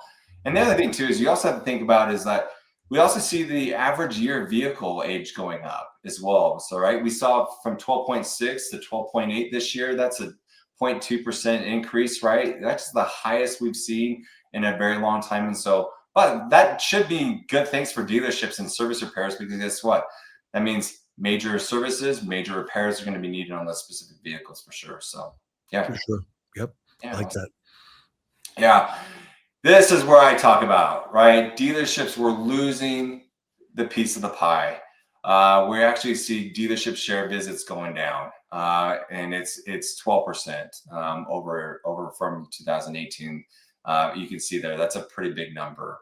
And where are we losing that? We're losing that to our general repair shops, our quick lane, and independent mobile and OEM mobile experience and things like that too as well. So from that perspective, right, that shrinking of that pie is shrinking. And that is a pretty substantial number when we see that from 12% there too as well. So dealership visits are really important. And we'll talk about some of those things here in the next couple of slides about things that we could focus on dealerships for next year and how we can actually try to earn that consumer's trust back too as well. So, and just into that piece of that pie, where is that pie being taken from us as we talk about that? And I this goes back to the whole consumer buying journey experience, right? One of the things that's really kind of concerning to me, Ted and Sarah, as we talk about here today is like, it seems like there's this growing buy here, service there mentality kind of growing. And that's where it kind of like, it kind of stresses me out just a little bit when I kind of share that quote with you guys is because it's so important that 1 to 2 year old customer, how important it is for us to bring them back into the dealership, right? We can't allow 12% increase on general repair, right? We can't just allow the customer to buy the car from us and let them go to our independent repair shops down the road. We just cannot do that. That's substantial. We see that huge drop right there. You can see that's one of the biggest drops in that 12% there. And that same year is that year 2 to 5 is still a critical part of that business too as well. And then that year 5, how important it is, right? We want to get these customers back into our dealership. So are we effectively marketing to these customers? Are we making it easier for them to schedule appointments and those types of things? So these are some substantial numbers here you see on this is that we are seeing that decline. We're seeing that piece of that pie being taken. And if you look at that piece of pie, where does that break that segment into that, and then that ownership of years and the customers that we see here too as well. So pretty stunning numbers. Yep, very much. Look at that. Yeah, and here we go, right? It's pretty astonishing to hear that general repair has subsided, right? As a dealership for the most preferred service provider here. Wow. Right? And if you look at it, one is cost, right? And when I see the number one cost around that is that it's the assumption of what our consumers think, right? That they think that going to a general repair shop, it's going to cost me less. right? Convenient location. Now I get a dealership, right? Let's be honest. We can't just pick up our dealership and move it. It's pretty hard to do that. But there are some things that we can specifically do, right? The other thing is, I would say that one of the reasons why people go to the dealership is because they know my vehicle. I think dealerships should know that. Like, you know the customer better. And I think that's kind of going around data, right? As data helps us share what our consumer experience looks like too as well. And then prior experience as well. And you mentioned earlier, it's really these independent repair shops. That's the competition for the dealer. It's not the next dealer with the same nameplate down the road. It's these independents that have been really eating the dealer's lunch, and you could see it here. Yeah, it's becoming a focal point, right? And here, it's not for every dealership is seeing this, but I think you make a good point there, Ted. It's not the competition, right? It's not the two Chevy dealerships we have 30 miles apart from each other. It's really the independent dealerships that are in between those that are really making it harder for consumers. I can't tell you guys how many times I go out to my mailbox and I see an independent quick lane lube. I get coupons on all the time, but do I ever get coupons from my dealership? No, not very much, right? No. Now, I'm not saying mailers are great ideas, but they are effective, right? They do know how to market to the consumers and to really grab those consumers away from those dealerships for sure. You're right. And there's so many choices on the way to the dealership. Here you see convenient location, 56%. On the way to that location at the dealer, I'm going to have to pass 10, 15, 20 of these competitors. And again, that's where a lot of the action is taking place. Yeah, for sure. Yeah, and this is going back to the consumer. So now, right, the consumer said to us, I love going to the independent repair shops because they're cheaper. Well, guess what? We're here to tell you today, dealerships and consumers that may be listening to this video, dealerships are more cost effective for our actual consumers. You can see that $261 versus $275. That is a huge difference in cost-wise. When you think about the number of our repair orders that come through your dealership, right? That means you need to be better marketing. I can see the wheels spinning in Sarah's mind right now. As a marketer, right? What are we doing? How do we better market to our consumers, right? And how do we compare these specific pricing? And this kind of goes back to as consumers, as deflectors, like nobody wants to go to a dealership's website and not be able to see, hey, how much is it going to cost me to do an oil change? Because we get our consumers back in for minor services like Quick Lane, right? Those types of things. So we got to do a better job at making sure we educate our consumers on pricing, what things are going to cost, and don't be afraid to go put it out there because we want our customers. We want them to schedule an appointment because guess what? If we don't schedule an appointment, we don't get the opportunity to get that customer back in the dealership. That is the wrong thing to do. Too many consumers are deflecting within that first 2 clicks of scheduling that appointment. So if we're not putting the pricing out there, we're not getting the right information. Or another thing I would say to dealerships, if you're providing way too much, right, you're making it almost difficult for your consumers to find what they're actually looking for. That can actually be a deterrent too as well. Yep, makes sense. Sure. This is one of my favorite things to talk about. What are the top frustrations that consumers are telling us, right? Hey, it took longer than expected. That's just plain communication. We've got to do a better job of communicating with our consumers. When they come into the dealership, as an advisor, we should be telling them, hey, I would anticipate an hour and a half. Would you like me to get you a Lyft or an Uber, a ride share, whatever that may be, to get to the mall or bring them back to the dealerships? A lot of dealerships have those capabilities, right? We still have shuttles at dealerships. We need to make sure that we're convenient to the consumer and making sure that their livelihoods are intact there too as well. So the other thing is finding out how much it's going to charge, right? I think that when we think about technology, I think a lot of times we instill technology into our dealerships, but the most importantly part are people using that technology correctly? Are they effectively communicating through that technology and make sure that we help the customer understand, hey, before I sign off on this job, this is what it's going to be. And I think that goes back to number 2 and number 4, which is kind of interesting, is that's just bad communication. That just comes down there too as well. And number 3, I really want to talk about this because tired of pushing additional service recommendations. Sometimes that communication comes planned. It's great that we take pictures I see it. I saw it at a dealership the other day. They sent 6 recommendations to a customer, and all they did is they attached 6 photos to it. Didn't say anything about what that was, but as a consumer, I can see like, what does that mean to me? Just so you know, like if we go to the doctor's office, I want to hear it from the doctor. I don't want to hear it from the nurse. I want to hear from my doctor. Yes. And your technicians are your doctors. So let's put pictures and videos together, because we know when we create that better transparency across Cox Automotive, I can tell you guys, 55% of dealerships that use pictures and videos simultaneously together, they have a better chance of, they're 55% more likely to sell those services. But number 3, let's be careful about how much we give to the consumer at time. What does their car truly need at this moment to get down the road?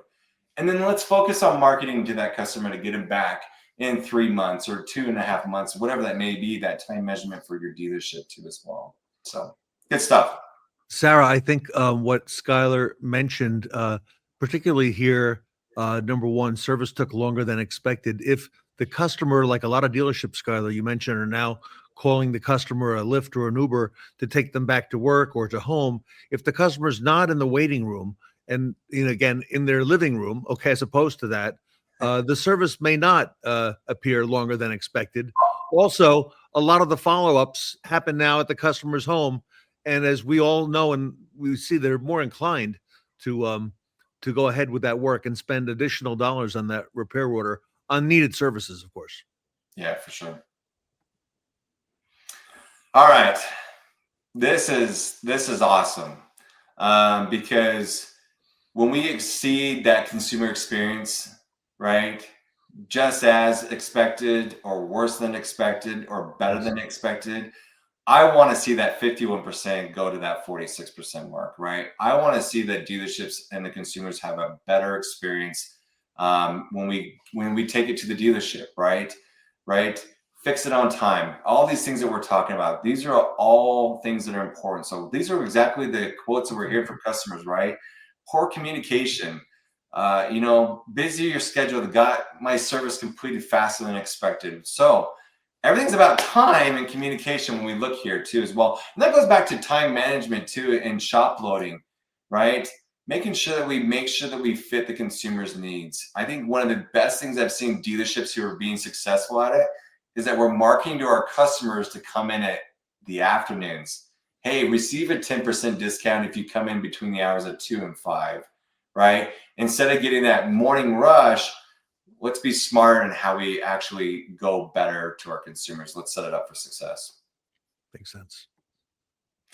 All right, providing the right tools. As you can see here, scheduling service and repair and approval processes is the top 2 biggest things what is important to consumers, right? I can't stress it enough. I think we're making it too difficult for our consumers to schedule appointments. And then the other thing is, are we actually getting the approvals to the right person? Are we making the impact, like I talked about videos and pictures and those types of things? Don't just send me 6 items with pictures on with no explanation, right? Don't expect me as a consumer to be okay with that. And that's the thing that worries me, is that we instill these technology tools and we're just not making sure that we have great processes to follow back up on them, for sure. Yeah. Makes a whole lot of sense, Skyler. Yeah. Like that. All right. This is a crucial thing for me. Service to sales. I asked this is if there was a golden ticket to what should be focused on for next year. I think it's this service to sales. How do we keep that consumer in our ecosystem? Yeah. And I think that when you look at that number, 74% of consumers that were in part of this study returning to the dealership in the past 12 months, they were 88% of that was impacted by would they be likely to purchase their next vehicle back to the dealership.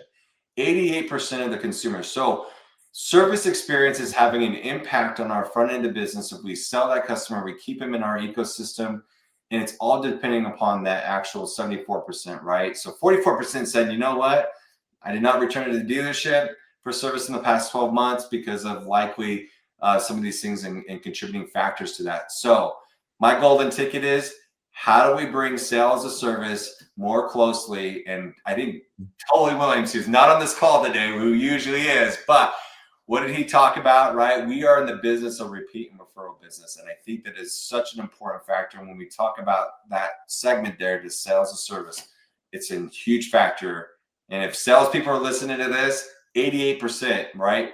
Check in on your customer. They come in for service, right? Make sure we're communicating not just from the back end, but also the front end too as well, and making sure that that consumer comes back to the dealership and services our vehicle. So Very well said, Skyler. Fantastic information. And you're right, that service department is a gold mine in many ways, right? So affects the entire dealership. So great job. Yeah. And exciting to see this light version. So that indicates, Sarah, there's going to be something even more extensive coming shortly. That's right. And Skyler, you know, this is always a highlight when you release this information, because again, you're looking at the consumer experience, you're looking at these trends, and there's a lot of data that you process to get this report for dealerships. Yeah, it goes a lot into it. I'm thankful for those consumers that come and actually come in and actually are part of these surveys and those types of things, because we learn a lot. And it goes back to those, making sure that our consumers are in front of us and that it's part of that experience, right? Let's make it so that the advisor has fun at his job, right? And I think Tully talks about that too, is time management. I think it's going to come down to that too as well. And this is the service industry light, folks. There's more to come. I'm excited to share those in 2026. And hopefully this is an insight to dealerships. If you fall in one of these categories and you're really struggling, let's see what we can do for 2026, and let's make some of our goals around how do we fix our communication with our consumers? How do we make it a better customer experience so our people are using our tools effectively that we have instilled today in our dealership? And those are the things that are most important as we go into 2026. So, Skyler, thank you. Dealers are now making their plans for 2026. Here we are coming towards the end of that fourth quarter now. Skyler, want to thank you for all you do for the industry. And Sarah and I want to wish you and your family and the Cox Automotive family a very happy Thanksgiving at the end of next week. Thank you so much, Ted. All right, everybody. For more information, you can visit Cox Automotive on the web. Skyler Chadwick is the Director of Product Consulting, oversees a lot there that's happening and a lot coming in 2026.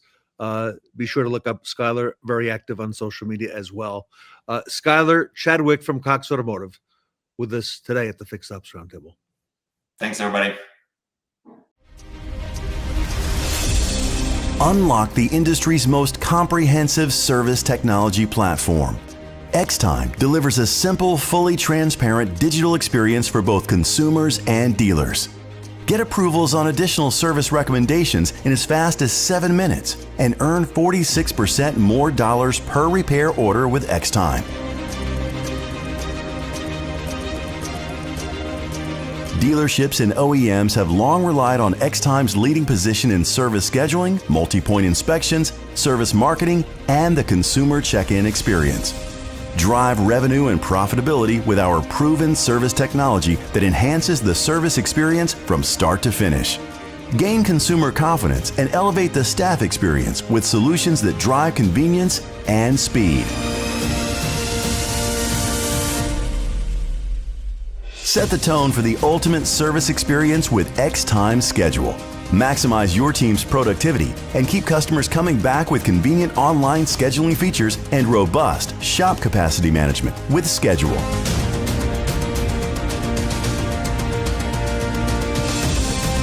Grow fixed operations with every appointment using Xtime Engage, creating superior personalized experiences for your customers. Boost efficiency and profit with seamless check-ins, convenient status updates, and fast checkouts. And avoid frustrating bottlenecks with connected data from back-office processes to fixed ops.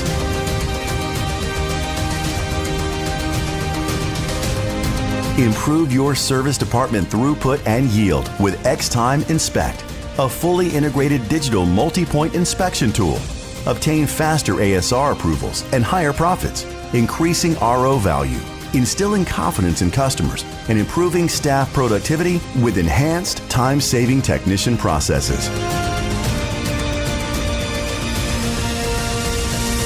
Generate the demand you need at the right time from the right audience with X-Time Invite. Maximize revenue potential with multi-channel marketing capabilities through AI and service automations that drive performance marketing, precision targeting, and personalized outreach.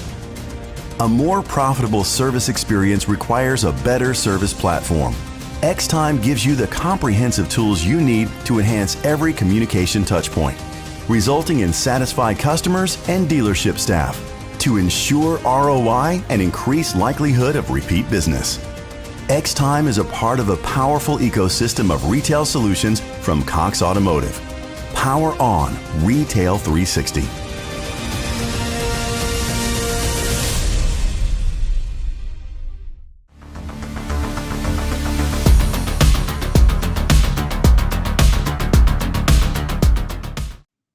Meet the great connector, Mike Stoll, in an exclusive interview filmed live at our pop-up event at the Northwood University CAM Summit.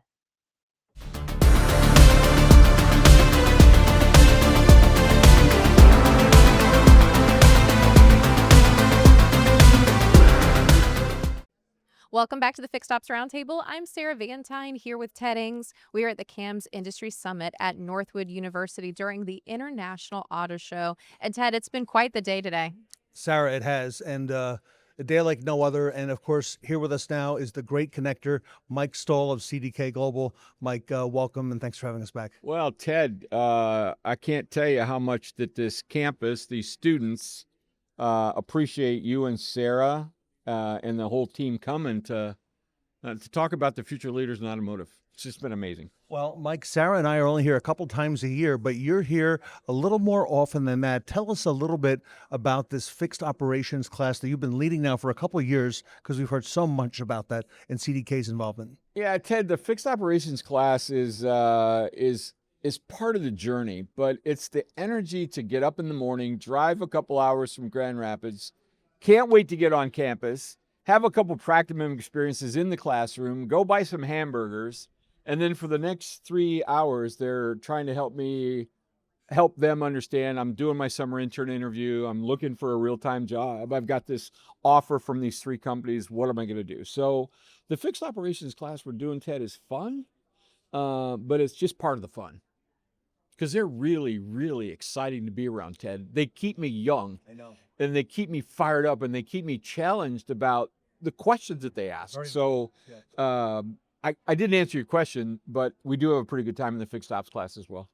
Well, Mike, one of the things that Ted and I are most looking forward to are the student interviews. And there are so many incredible students across the campus in a variety of majors. But I want you to speak a little bit about that. How do you select the students that participate for these events? Meaning the events for the CAMs or the events, the ones that run the auto show or the ones that are in our fixed operations class? What do you mean, Sarah? Oh gosh, any and all of the above, Mike. Well, I think the most interesting question that you might want to check with them is why did you pick Northwood University? Yeah. And that's the most interesting part for me, to talk to them about why here. And then they've come on site. There's 2,000-ish kids here. They get inspired about their growth and development. They've been inspired by somebody else that went to school here that created an opportunity for them. So in our fixed operations class, it's challenging them to try to figure out what the future of automotive is all about. What does the consumer want? What does the consumer want for their car and the interaction their car has while it's in the service department? And how can the dealerships really make it easier for them to do business?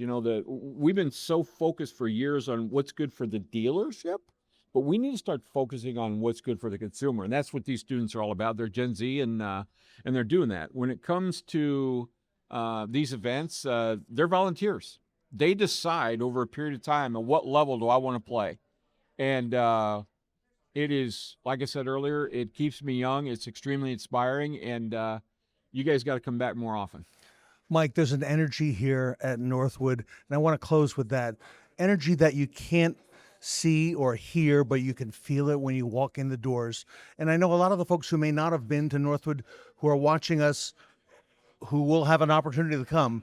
What are some of the things that they're going to experience when they come on campus, not just during Auto Show Week, but anytime during the school year? What are some of the things you want to mention? Ted, it's pretty easy, man. It's free enterprise and the rule of law. I mean, where do you go where you have 31% of the, and I may get that number wrong, are actually entrepreneurs of the 35,000 graduates from this university?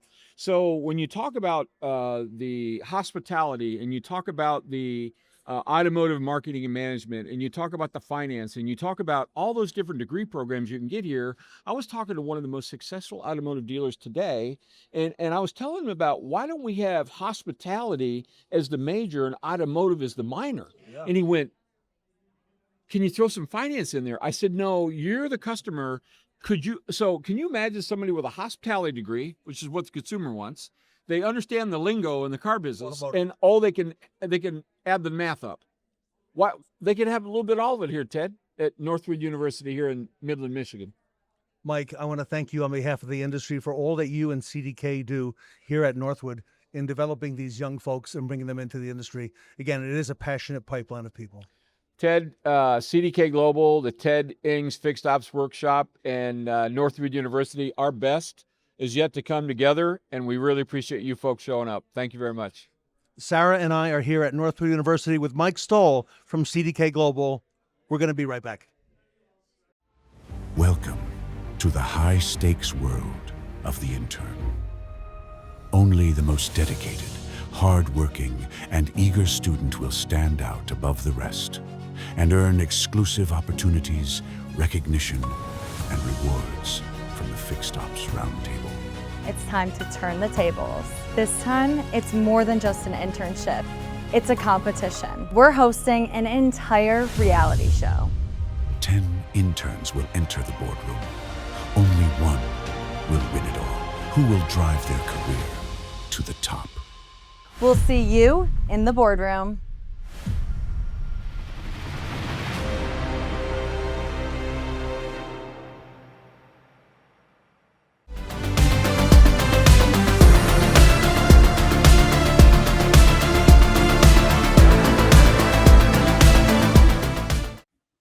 Don't miss any race day details. Drop in as we learn more about the current trends in automotive retail in a panel filmed live at the CAM Summit event.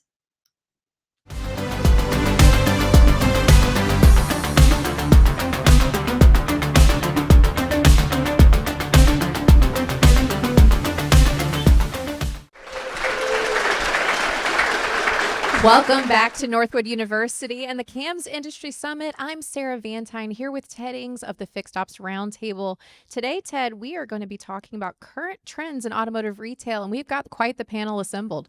Sarah, we have an all-star panel. We'd like them to go ahead now and introduce themselves to our audience. If you would give us your name and tell us what you do within the industry, starting with Ed. I'm Ed Roberts, COO Bozard Ford Lincoln, and I do as little as possible. Hi, John Chalifoux with MEMA, the Vehicle Suppliers Association. I'm the Chief Sustainability Officer for the group and also the Chief Operating Officer for our Aftermarket Suppliers Group. We also have an OE Suppliers group too, just to give you a little bit more about who we are. And I'm David Reinicke, President of Automotive Warranty Network. We process warranty claims for car dealerships on an outsourced basis. Good morning. Still morning. Good morning. Bob Kron. I'm with the Rydell Company. We have about 100 some stores in 18 states, and I'm the president and one of the partners.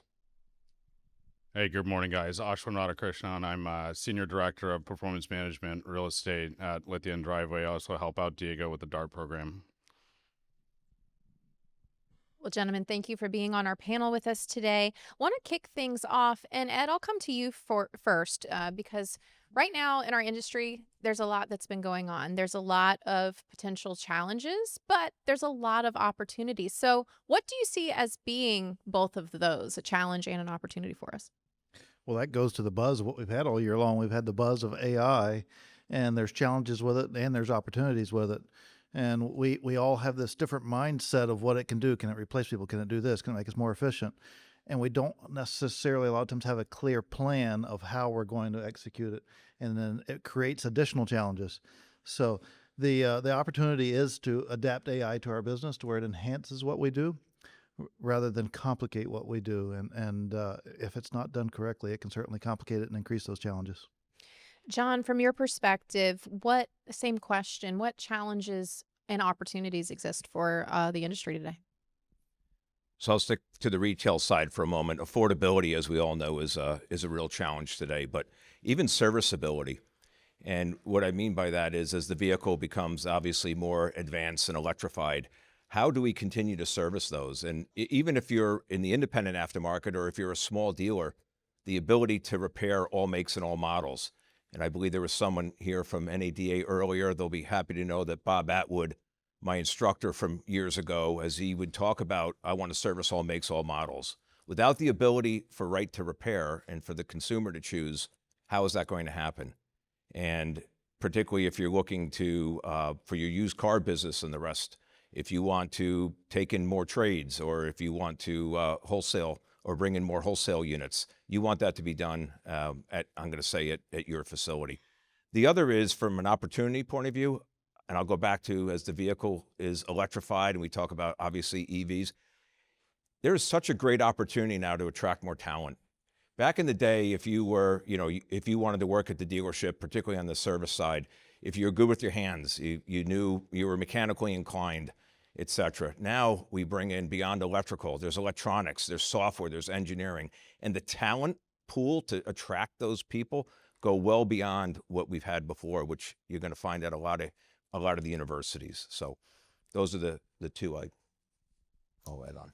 David, Bob, and Ashwin, same question as it pertains to challenges, opportunities, maybe pieces that we haven't covered yet here today.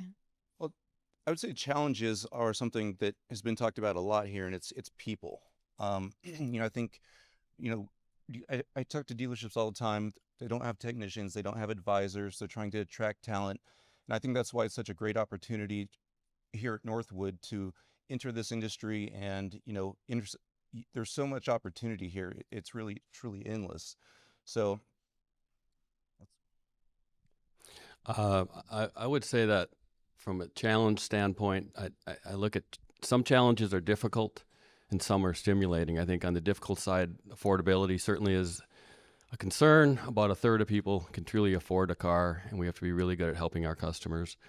Inventory is difficult sometimes. We just have to be really good at that. But on the stimulating side of a challenge, it's creating an experience. And we work really hard, and we're not always great at it, but we're relentless at trying to create a great experience for our employees and then our guests. And we really want to create the feeling that we're different. And a lot of people say that, but it's to make it really come to life in your store is important, and it starts with our employees. So we really challenge ourselves to say, how can we create a great experience for everybody who touches one of our stores? On an opportunity side, when I look at what's our best chance to make a difference, I'd say if somebody asked me how are our stores performing, I'd say it's based on the leadership of the store. And the opportunity we have is to develop leaders. We have something called Leadership Academy. We don't want to call it Dealership Academy because we want to create leaders who can become dealers.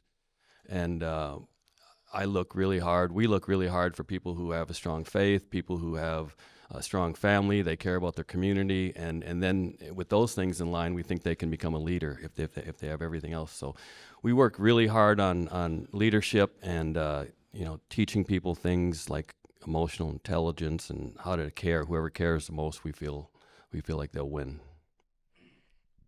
Yeah, I think a challenge and an opportunity is kind of how do we embrace technology while maintaining our people first culture. I think that's something that we have been challenged with and we're trying to figure out, because there's a lot of technology that can help our business, right? But that doesn't replace people, and it's helping people understand that the technology is not there to replace people. It's there to create a better customer experience while maintaining that people first culture. So that's something that's a challenge and an opportunity for us, and I think probably for everybody on the panel here.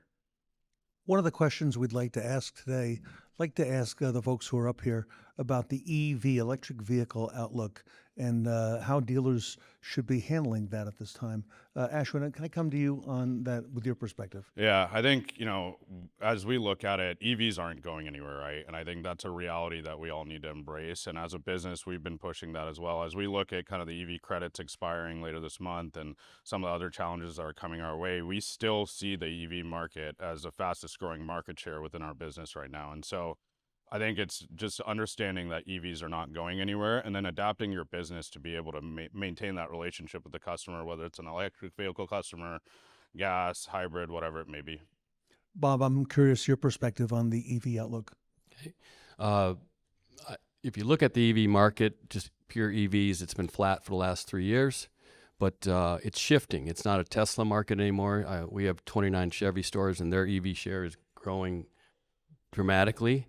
So I think the outlook is strong. You add in hybrids, and you're up to 25%. 1 out of 4 people are in one of those vehicles. So what we have to do as dealers is we have to embrace it, and we need to meet the guests where they're at. And I think that we have a real opportunity to increase our knowledge. We have to be good on ICE vehicles and hybrids and EVs and our knowledge and because there's some lifestyle changes that happen with the EVs, and we have to be prepared to talk about the entire ownership experience. And I think we have a ways to go with our sales team and embracing the knowledge around the options so we can be a good resource for a customer. I want to ask the same question to Ed, and then I'll come over to John and then David. Ed, you're a very large single-point Ford Lincoln dealership in St. Augustine, Florida. You retail approximately 1,000 units a month. You're a 10-time Triple Crown winner with Ford. You've been very successful with the EV market. Your thoughts? There was this wise and innovative guy that once said, if you think you can or if you think you can't, you're right. And that has been the slow adoption to EV. If you go in, you go in any store, everyone has opinions of EVs. And then you ask of those, how many of you have driven EVs? And usually you don't get very many hands. Well, the best person to buy an EV from is the one that drives an EV. So we do a lot of things to put our people in EVs so they can speak positive of it, because all of us have opinions, but reality they're not going to go away. And we're not going to dictate what that rate is that it takes over the market, but ultimately it's going to grow. And we have to put people out there that's going to talk about it in a positive way because when a customer comes in to buy an EV, the early adopters, they came in, they was going to buy an EV, it didn't matter what. So it's a matter of whether they bought it from you. Customer comes in, say, hey, I want to talk to you about it. And then our employees, our salespeople would talk you out of it. You don't want to buy one of those. Well, they'd leave and go somewhere else.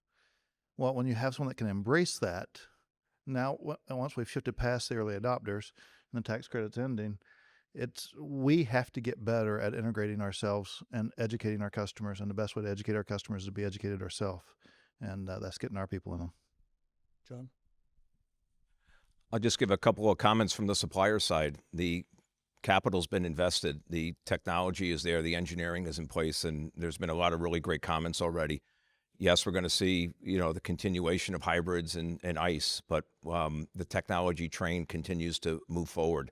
And it is the future. How it will turn out each year as far as mix, depending upon the political environment, et cetera, we don't know, but we keep moving forward. I personally just think with EVs, we have a ways to go still. I think there's a lot of infrastructure that still needs to be put together so that you can get distance on them. But other than that, I think that's kind of needs to be embraced. And yeah.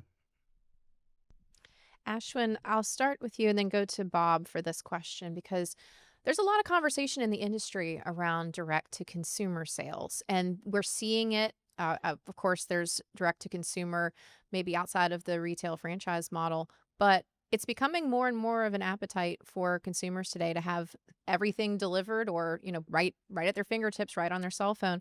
So, Ashwin, what would you say the outlook is for selling direct-to-consumers today? I think we have a footprint out in the UK as well, and I think it's a lot more adopted there right now than it is over here. And I think that, what we tell our teams is control the controllables, right? That's something that we can't control, and the outlook is what it's going to be. And so if the OEMs decide to go direct to consumer, then we just have to adapt our business, right? And, a lot of the times, especially in the UK, what we're seeing is that the fixed margin structure that comes out of the direct to consumer is very similar still from a profitability perspective from what we're seeing on a normal margin structure. And really, even if it is direct to consumer, right, let's not forget that we have our after sales businesses and we still control those. And so, in the used car business. So, no matter what happens with direct to consumer, I think there's a lot of the parts of the business that we as dealers still control. I feel as the direct to consumer model is good for some people, and I also feel like it's a disruption because we failed in some way. And if you look at the consumer journey, which we have to be really good at understanding, that they typically spend 16 hours shopping for a vehicle. They look at 4 brands. They visit 2 dealerships. Buying a car is the second biggest asset that most people buy.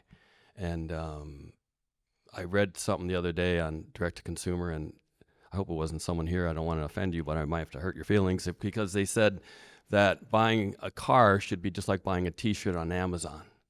And it's just not the way it works. People want to touch a car, drive a car. They want to get in the vehicle, and especially as it's just a big deal to buy a car, and there's a lot of questions. And to do it online might work if I always buy a black Suburban and I want another one.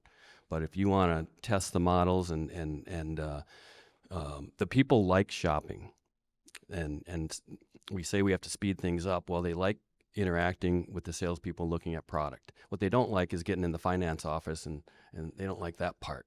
So we have to get better at maybe pre-doing some of that work. We have a great opportunity in our business now, because you go back 10 years ago, we communicated with 2 out of 10 customers before they got in a store. Now we have interactions with about 6 out of 10 customers before they get in a store. So the ability to build a relationship online, have a seamless digital process, is to me what direct-to-consumer means. Ed, do you want to handle that in terms of your thoughts as a retailer? So direct consumer is our manufacturers trying to fill the void that we haven't. As car dealers, we'd lock in on the way we've always done things, and that's the unfortunate part of it. Well, our consumer has changed. There's been so many things out there that's allowed our consumer to experience different things, and we're not looking at it through their lens. If we look at it through their lens, we'll simplify the process. But we want to take them through, like Bob just talked about, spending 16 hours doing research, and a customer wants to spend as little as time as possible in our store. So whether that's we go to them and allow them to see, touch, and feel the vehicle, or we do a lot of those things to where they're only in our store for an hour or hour and a half, that creates our opportunity for us to prevent manufacturers from going direct to consumers. But manufacturers going direct to consumers because we haven't made it simple for our customers. If we make it simple for our customers, then we won't have that void. And I'll give you one more element of that. We, as car manufacturers or retailers, we own the service department until we didn't service our customers well. And then when we didn't service our customers well, we ended up with all this aftermarket that we have to compete against now. Well, that's exactly what we'll do. We'll have all this direct-to-consumer stuff that we have to compete against if we don't look at it through the customer's lens. John, your thoughts? It certainly can be viewed as a disruptive change. So what can you do to leverage that? And that's continue to elevate the customer experience, and we've talked about that. Own the customer, be the trusted advisor, make sure they're coming in to your store, choosing your store for all the services that they're going to need afterwards. And it truly is, I believe, an area that can continue to advance. When I first looked at the business, I was like, I'm a car nut. I was like, I love this. I love the automotive and I love auto retail. It's car business. And then I get into it. Wow, it's a cash flow business. At the end of the day, it's a people business. So the more you can connect with your customers, the more they're going to call on you, and you roll with that disruptive change as it occurs. You can fight it, but do what you can to leverage the other opportunities available. I think just to echo what Ed said, it's shortening the time somebody has to be in the dealership. I mean, nobody wants to be in the dealership for, like you said, 12 hours buying a vehicle. But if you can shorten that up, I think you have the opportunity to still build that relationship, build that trust, make it a positive shopping experience. and then, like you said, retain that customer for service for life. So I'd like to ask you all about improved performance, to be able to increase customer loyalty and some of the best practices that you're doing. Ed, you mentioned, and David just reiterated, that customers don't like to spend a lot of their time in the dealership. What about on the service side? What are some of the things that you've done to help make it more convenient and have less friction in the service process? In car dealers, we're common for creating processes and developing processes that makes things flow for us. And we don't necessarily look at it from the friction that it creates for our customers. But if we develop a process looking through our customer's lens, then we create experiences. And we can create an experience that our customer wants to be a part of. They choose you. And and we focus, Bob says he focused on experiences at his stores, and we are an experience store. And I want to remove the friction of buying. I want to remove the friction of servicing. And if that means I need to do remote deliveries or mobile service or pickup and delivery, those are the things that I want to do. It doesn't matter how nice we make our facilities. It matters how we meet our customers on their terms. And when we meet our customers on their terms, loyalty stands. Can I follow up with that, Ed, if you don't mind? When I first met you, I think you had 1, 2, or maybe 3 Ford mobile service vans. Today, you've got over 40 on the road with technicians going to the customer with extremely high customer satisfaction. Speak to us about how that's working out, because I see a lot of dealers following your lead. So we started mobile service about 10 years ago and expanded it in 2019. And then when COVID hit, we looked like heroes all of a sudden. And we did have a long-term plan of expanding that. But COVID allowed us to expand it at a much higher rate, because it highlighted that customers did not need to come to our stores to get the things they needed to get done. So long term, and I challenge our teams all the time, let's look out 1 year, let's look out 5 years, let's look out 10 years, and let's have a plan. And sometimes we got to modify it along the way there, because different things happen along that way. But if I look out 10 years from now, when a customer purchases a vehicle, I may do a remote delivery. Most likely going to do a remote delivery. They never step in the store to buy it, and they never step in the store to service it. I go to them 5 times to service that vehicle for them in field, and the one time that it needs to come in for a heavier repair, I do a pickup and delivery for it, or maybe send a tow truck for it. And I remove that friction, and that loyalty takes us from the industry average of 31% of our customers doing business with us after warranty to over 80% of our customers doing business with us after warranty. Ashwin, your thoughts? Yeah, I think, generally speaking, it's a lot of what Ed said, right? And it's all about heads-up management. I think that's something that we've been preaching to all of our teams. In the age of technology, right, we sometimes forget that it's all about the customer experience. And when people walk into our stores, we want them to actually look the customer in the eye and actually treat them the way that they want to be treated. And so that's really what we've been preaching to our stores as far as just making the customer experience better. Bob, I'll ask the question again. Your perspective on best practices for improved performance and customer loyalty. I believe that we have brand promises that we make to our guests, and those brand promises, it still makes sense to have a relaxed shopping experience, dependable service to meet your needs, etc. What we have to be good at is updating and being current to meet the changing needs of our customers around the brand critical process that supports each one of those. For example, going out and doing mobile service, etc. I think the sleeper for us is we noticed that we were making promises to our customers, brand promises, and we a couple years back we thought, what kind of promises do we make to our employees? And we were very inconsistent on that. And we actually hired somebody, Kelly Umdahl. She's here, and she's the talent director, and her job is to create brand critical process and brand critical promises for our employees. So if somebody says, why would you want to work at a Rydell store? We'd say, well, we have unconditional dedication to excellence. We're going to support you and your family. We're going to be a champion for your lifelong learning.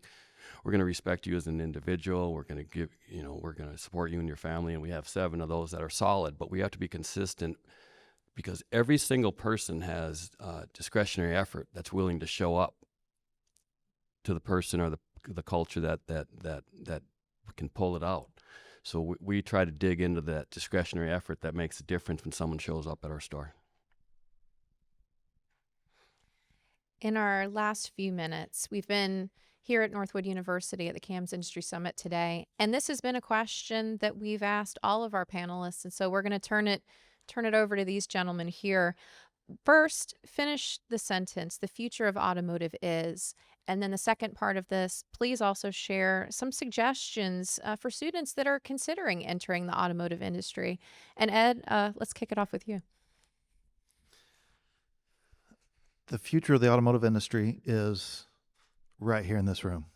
It's right here at this school. This is our future, and it's up to us to make sure that we develop them. And someone earlier said to make sure that you find a mentor. And we don't get to choose who we mentor. Our mentee chooses us. But I would second that notion. Find a mentor, someone that you trust, someone that elevates you, and pull on them and ask them as many questions as they are willing to answer, because it is we ramp up our learning curve when we learn from others. The future of automotive is electrifying. And I'm not just talking about electrification of the vehicle. I, for one, look forward to the day that hydrogen becomes the power source. But what I mean by that, looking forward, it is such an exciting career, industry. And if you're a student, follow your passion. You're here for a reason, and I'm going to just say for a moment, I'm tired of being everybody talking about, I brought this up as a prop, the mobile device. We all have it in our hands all the time. My vehicle, our vehicles are the ultimate mobile devices. Many of us remember back in the day, our mobile devices were our bicycles. We wanted to talk to friends, we hopped on our bikes, we rode to their houses. Now, with all the electrification of the vehicle, or I should say the computers on, they communicate, they do everything, and they get us around, and for many of us with passion. So whether it's trying to go from A to B, or if you like, driving some really nice cars too, it moves you. That's something to think about. And the last thing I'll just say, if you're on the supplier side, you think about it, even retail, you like business, we talked about that earlier. You like finance, you want to be on the customer service side, communications, travel. Many of these jobs involve travel. It's all there right here in the automotive industry. I would say I would describe that as endless in this industry. As long as you're willing to grind and work hard and put in the effort, you can truly go far in this industry. There's really no limits to where you can go as long as you're willing to put in the effort and the work. I think it's going to be a blast. I love what we do. It's a great industry. It's interesting. It's, you look at revenue, it's $1.5 trillion of revenue. There's 4.5 million people who work in the industry. There's over 50 million cars transacted every year. It's not going away. It's only going to get better. And what we really need leaders. Strong leaders will make a difference and create a great experience for your team that you lead and for the people you take care of. Ashwin, bring us home. I'll start with advice for the students, which is find something you're passionate about, right? Like if you had told me 4 years ago that I would have ended up in the automotive industry, I would have said you're crazy, right? And now that I'm super passionate about the industry and kind of on the same light, the future of automotive is growth powered by people, and that's Lithia's motto, but really it's all about the people, and it starts here at Northwood, and it's really awesome to see this, and thank you to Northwood for having us. Everyone, please give it up for our panel of retail experts. I'm Ted Ings with Sarah Vantine. We're here at Northwood University. We will be back.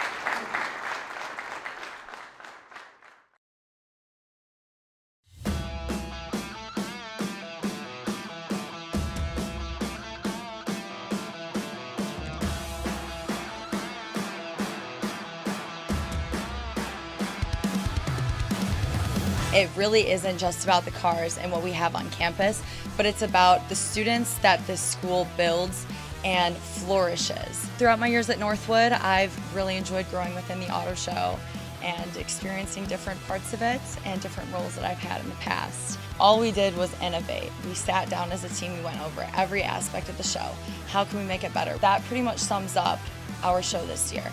innovating it and taking it to the next level and elevating it. We've been thoroughly blown away by the students here. The way they've worked together, the way they've hustled and going around campus all day, putting everything together, it's just been truly amazing. Everybody engaged, everybody talked, everybody told us about their product. It's just truly amazing to see that interaction and what's happening here at Northwood University.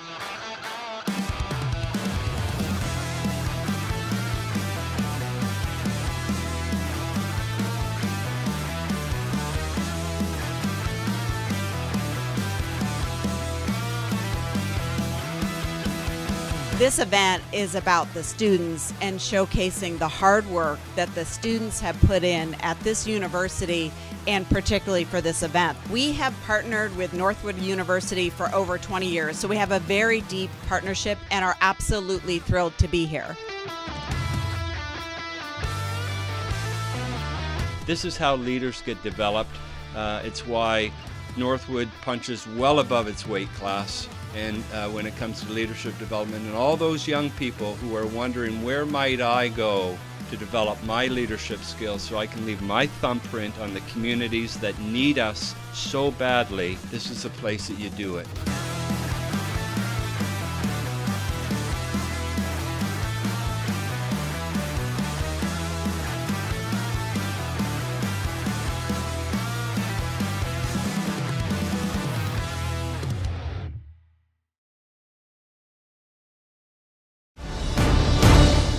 This event is the hottest ride in automotive. Welcome back to the Fast Lane with the Fixed Ops Roundtable. Uncover the details of the heist as we make our way over to our next speaker, John Traver from Traver Connect.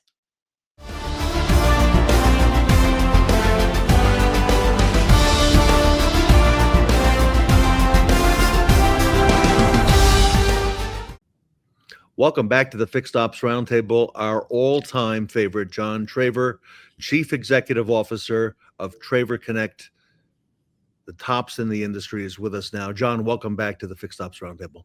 Ted, what a pleasure to be back. Number 31 for the Fort. This is incredible. I saw you in the race suit out on the track. I was very impressed with your persona. And John, I love the look. So let's keep going with that.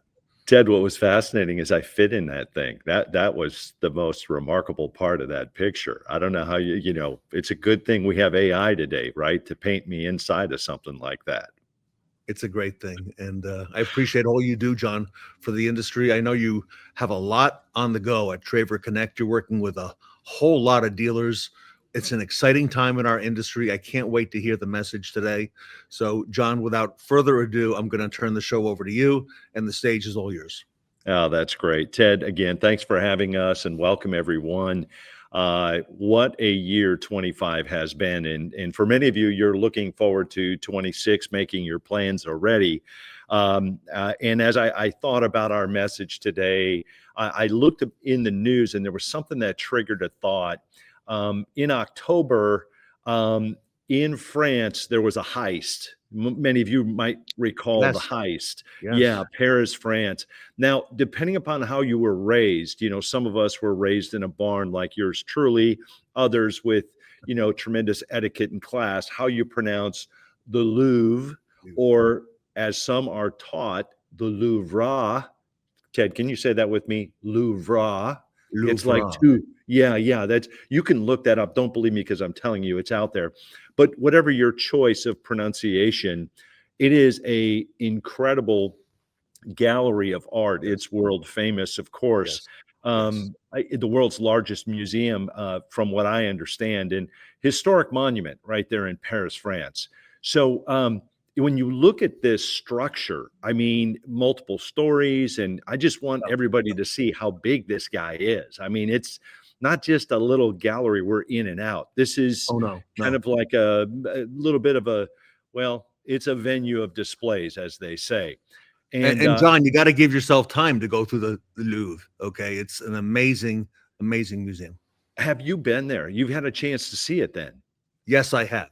And it just it goes on and on and on. It's just so much, and so many famous things that we've all seen in media and throughout our lives are like the actual Mona Lisa is right there. Like, wow, here it is. Look at him. Look at him. I should just give him the mic and let him run because he's It's absolutely even right. Whether it's even more famous than Beaux-Arts Ford. Go ahead. Sorry. Yeah, close. It was close. It was a photo finish there. My tip my cap to my friends at Beaux-Arts.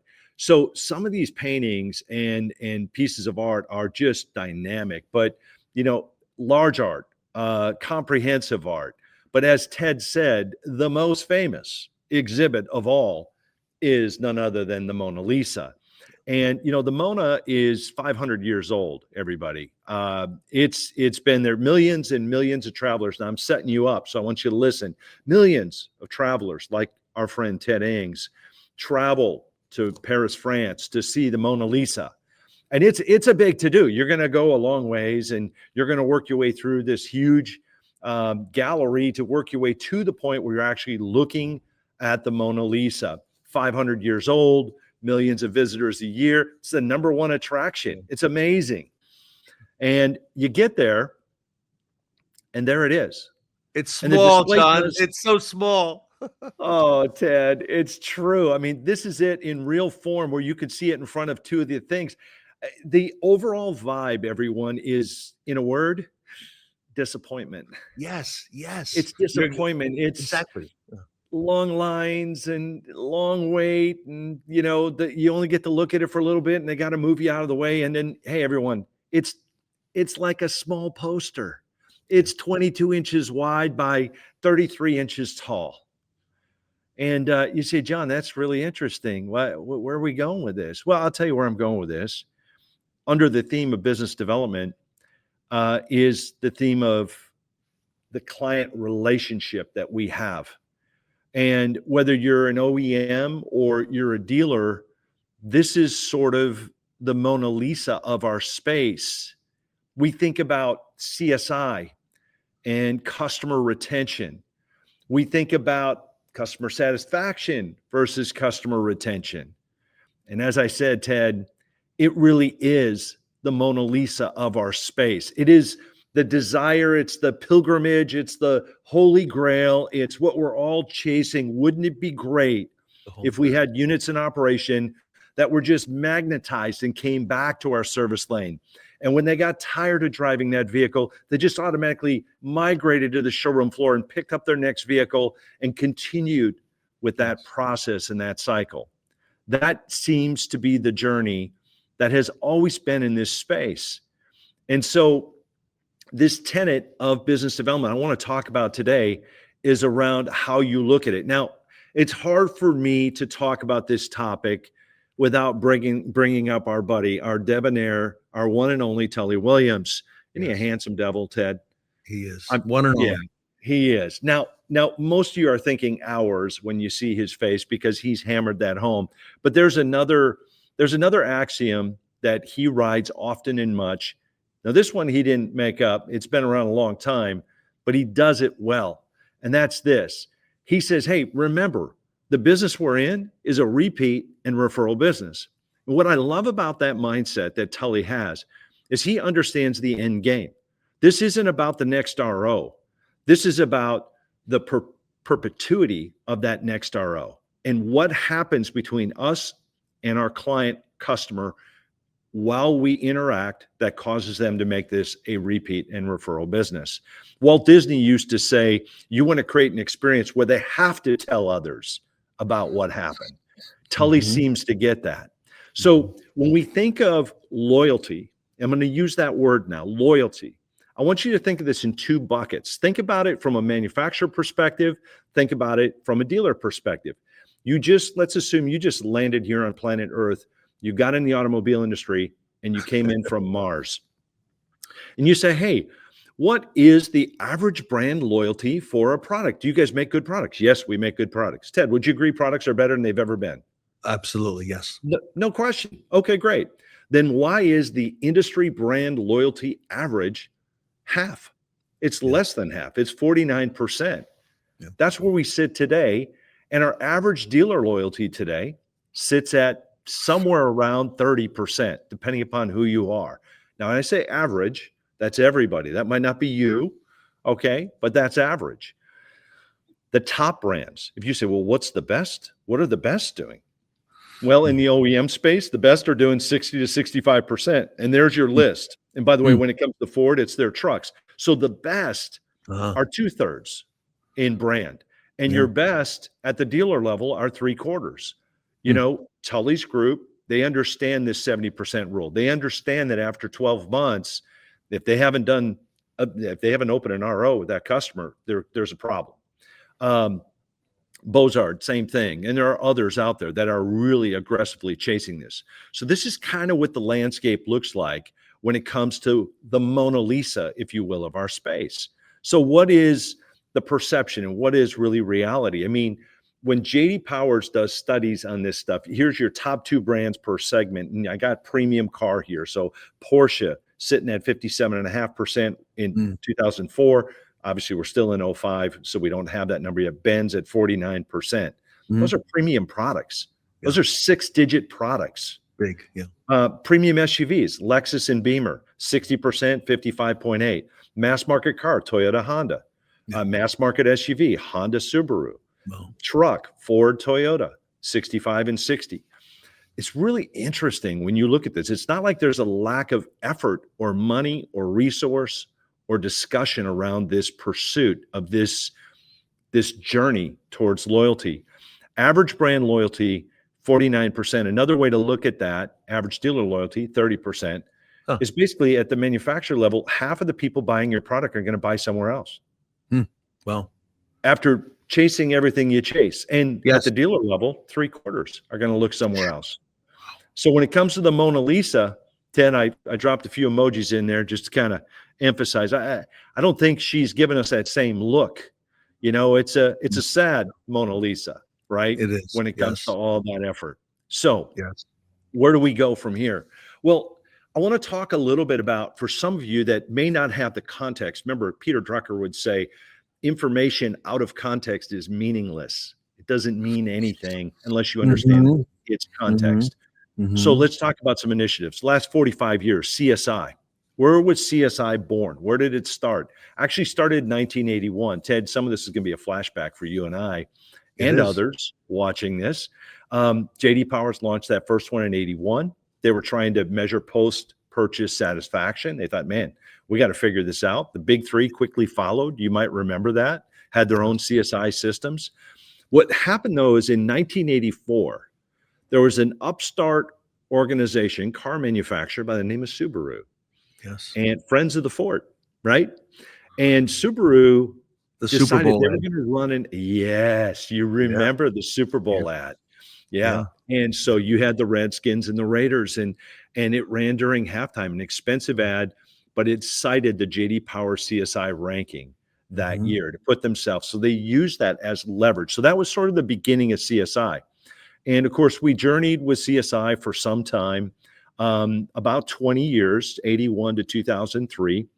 And the next version of CSI came. Now, a couple of things that happened, I just want to say with CSI, we would send customer surveys, and the surveys got longer and longer.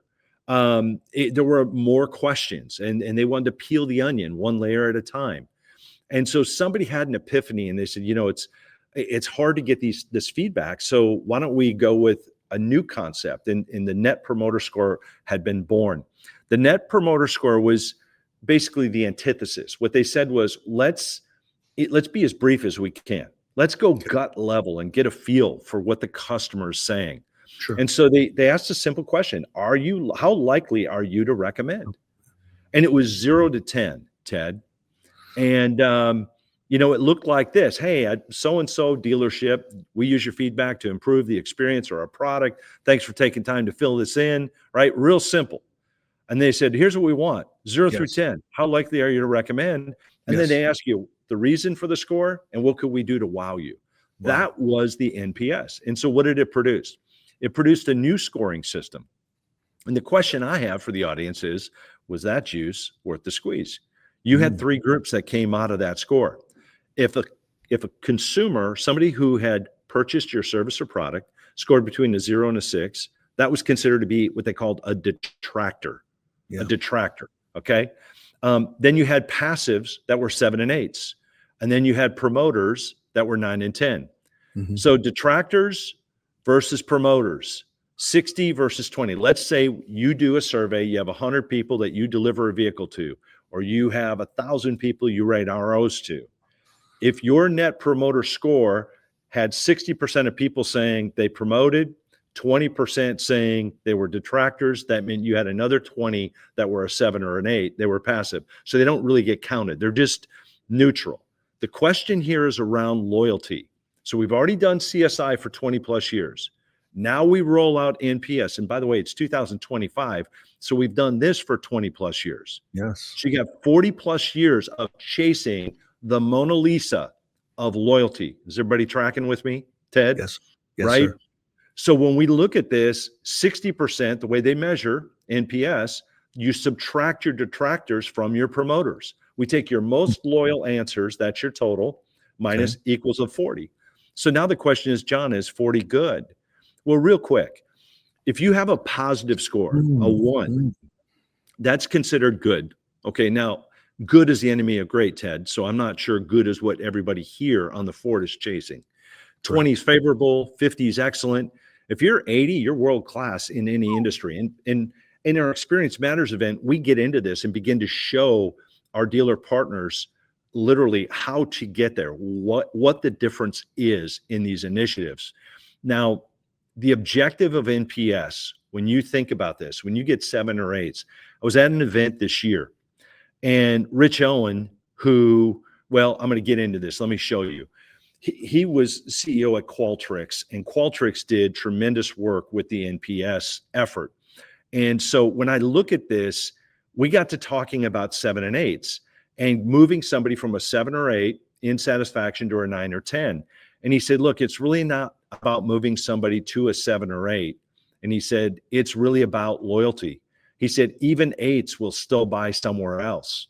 The bottom line is if they're not loyal, they're not coming back. The last step in what we do is about loyalty. So, okay, John, so far so good. What are you saying? What I'm saying is you're not chasing goods.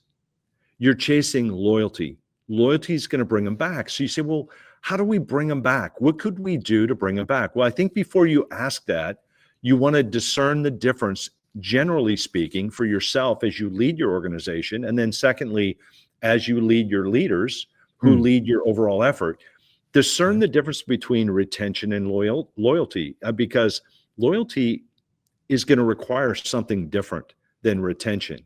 It is a choice. Retention's going to be more transactional. Relational would be more loyalty type stuff. You're going to be out of the box more than you're always in it. Does that make sense? Yes. So as we do this and you think about the fort and you think about some of the sessions that Ted and the team at Fixed Ops Roundtable have organized, you're going to see actions that drive loyalty.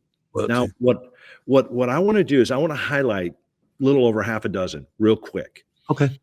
But then what I want to do is I want to show you how even if you do these things, you still may end up in 8. And I don't want that to happen to you. I want you to be a 10. Because as soon as you become a 10 with initiatives like this, everything changes. In fact, I would say you suddenly have an unfair advantage in your market. So let's revisit some of the activities that say, hey, we're serious about driving loyalty. Number 1 is pickup and delivery. When we went through COVID, Ted, it was like this thing was Lazarus, right? I mean, it just came out of the tomb. It was, I mean, wow. Okay.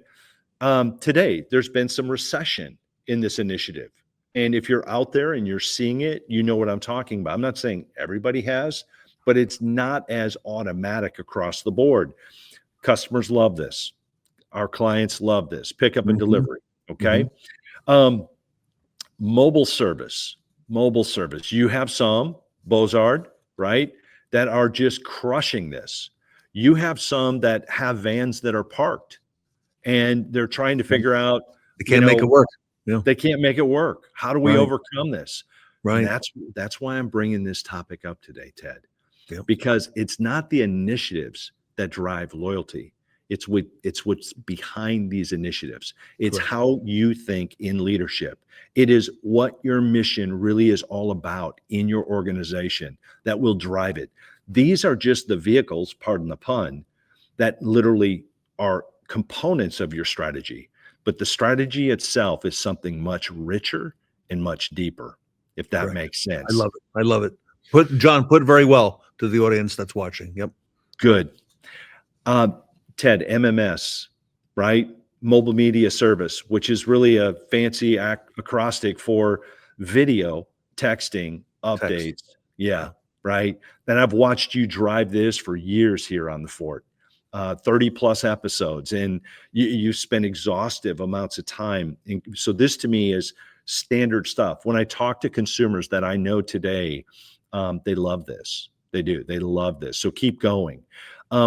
Other actions that drive loyalty, just the overall customer experience when scheduling the vehicle all the way through the vehicle's return. Whatever initiatives you're utilizing and leveraging, you want to eat the dog food. You want to sense that overall experience and look for friction. You want to improve that.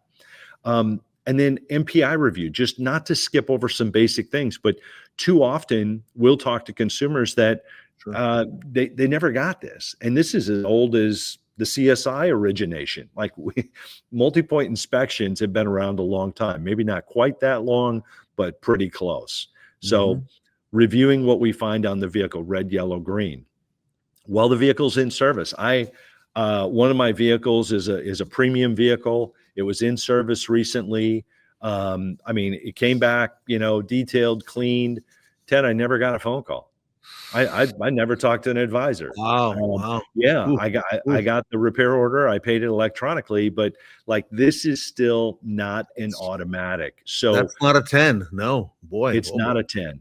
No, It's sir. not a 10. And it's a great store. It's a great organization. But the other thing, not to skip over this, number seven is fixed right the first time. You still have more than 1 in 10 that are not. The vehicle goes back and it wasn't. I mean, that's a JD Powerism that was found in most recent surveys this spring, 25. And so you still have about 12% that aren't completed right on the first visit as an average. So in certain brands, it could be even higher, and others it could be lower. But the bottom line is when they're dehorsed, when we have their vehicle, they're expecting to come back right. So you go, okay, no epiphany there, John. Hammer this thing home for me. Okay, I'm glad you asked. So really, I think where I stand on this thing in terms of making the shift is, we're chasing this Mona Lisa theme, right? And, chasing it is like tourists going to the Mona Lisa, hoping that the numbers will move us the way art should. Your CSI numbers aren't moving, are they? And if they do move, it's still not moving. And when you look at the Mona Lisa, there's this ambiguous sort of smile that she has.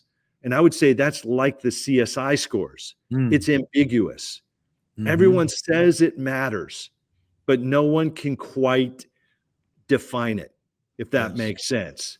Yes. The next one is true loyalty. True loyalty is not going to be found in a score or a survey. It's built. It's built.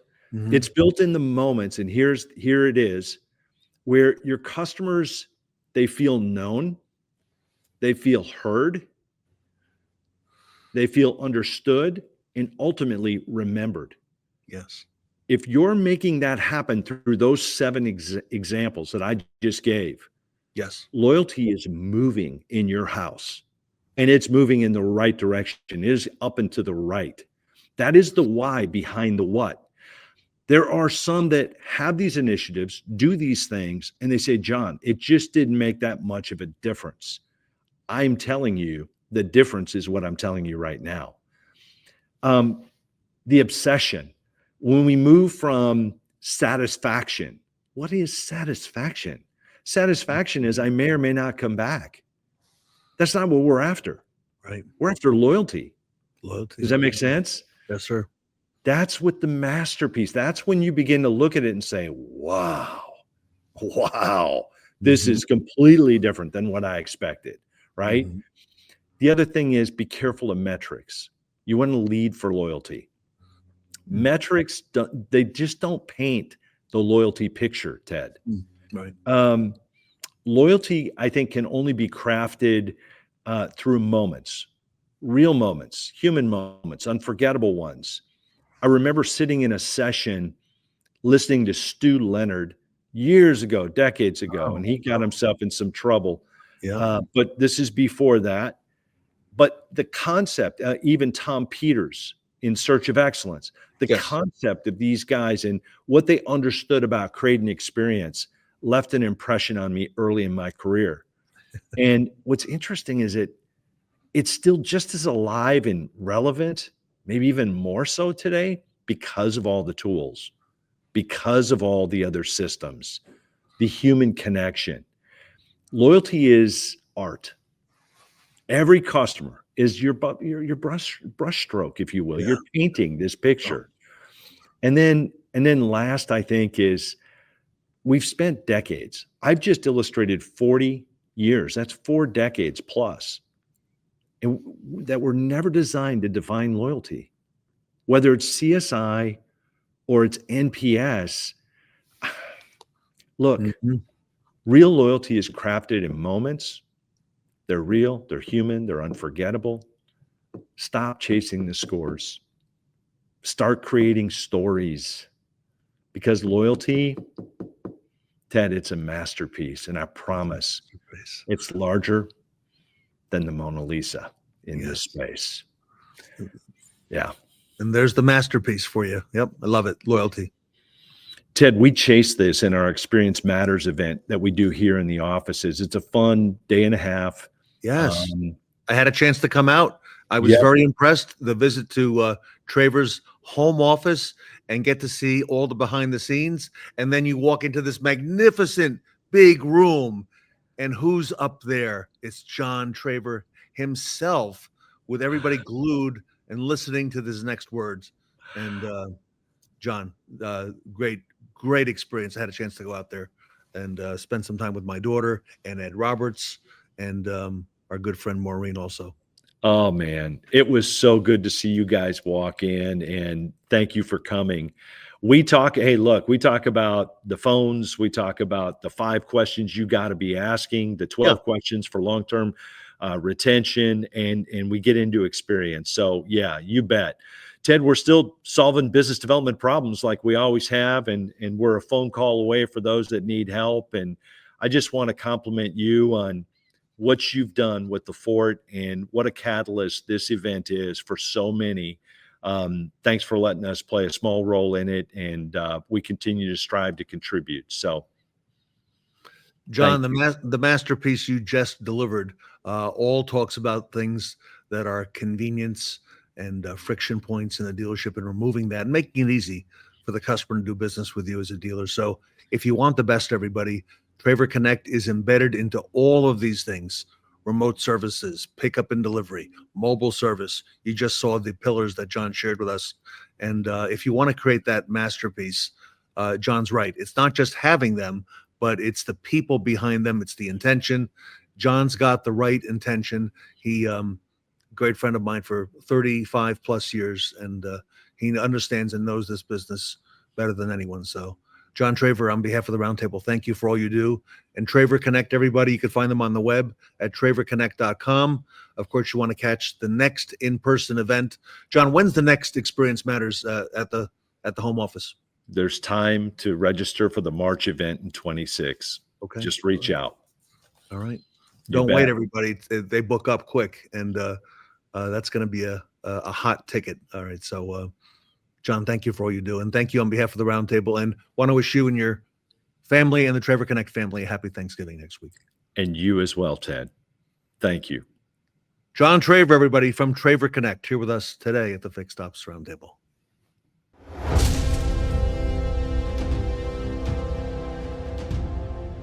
Creating solutions for automotive business development has somehow stuck with me throughout my 40-year automotive career, including today, where Traver Connect's vision for creating business development results for your fixed operations, it continues to evolve. The one thing that has been constant, perhaps, is the change because of the industry, because of the customer, because of technology.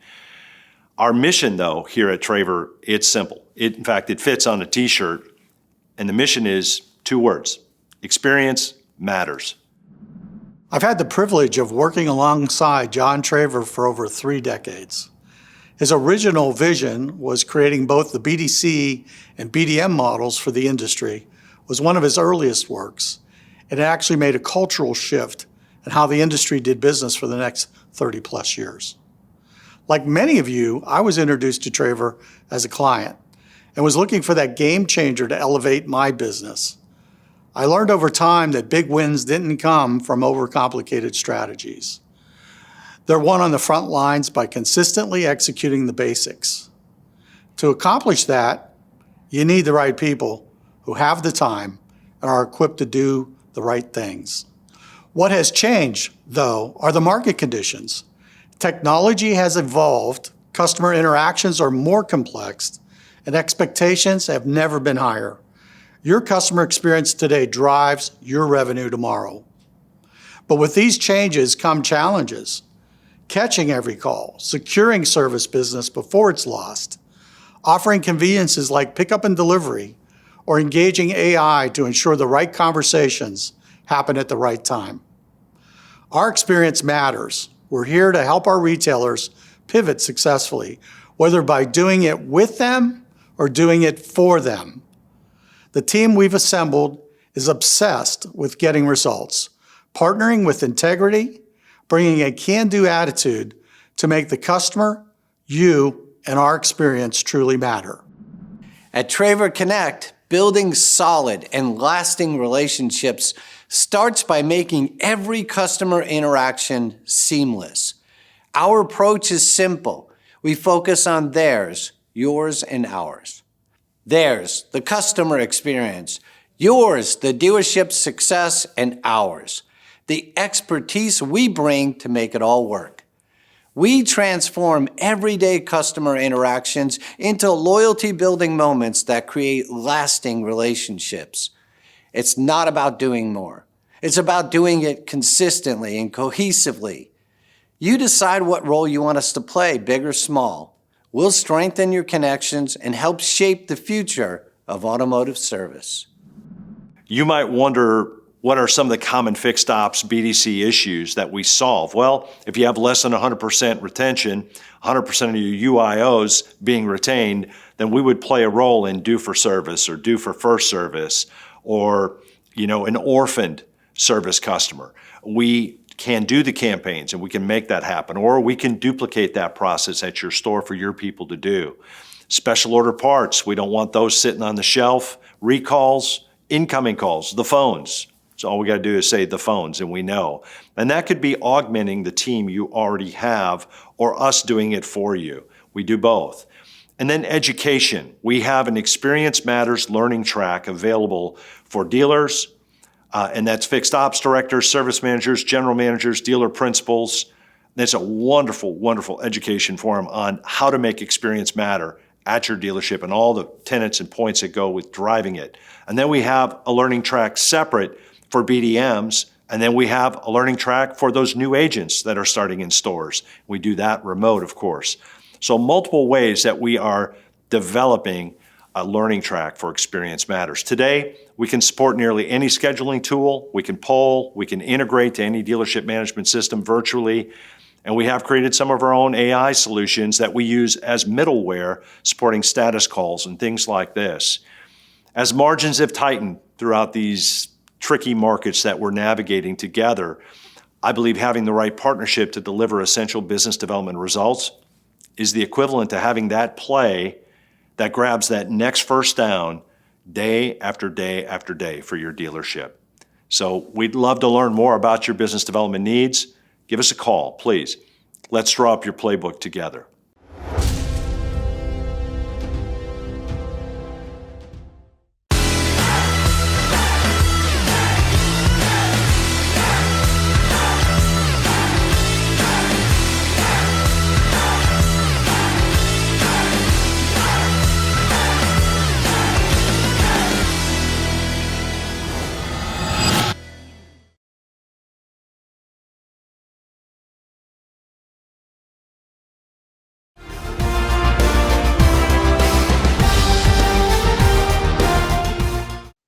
Get the latest on the greatest racers and fixed ops with our Fixed Ops Magazine panel.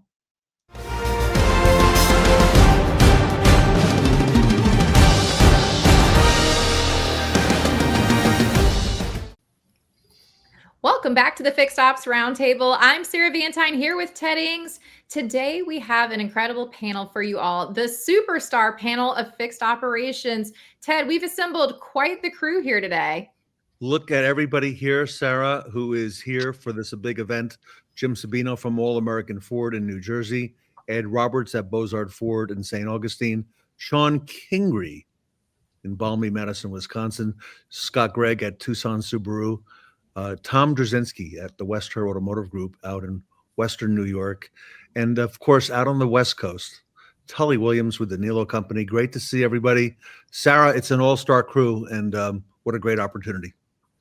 It is, Ted, and the gentlemen we've assembled today.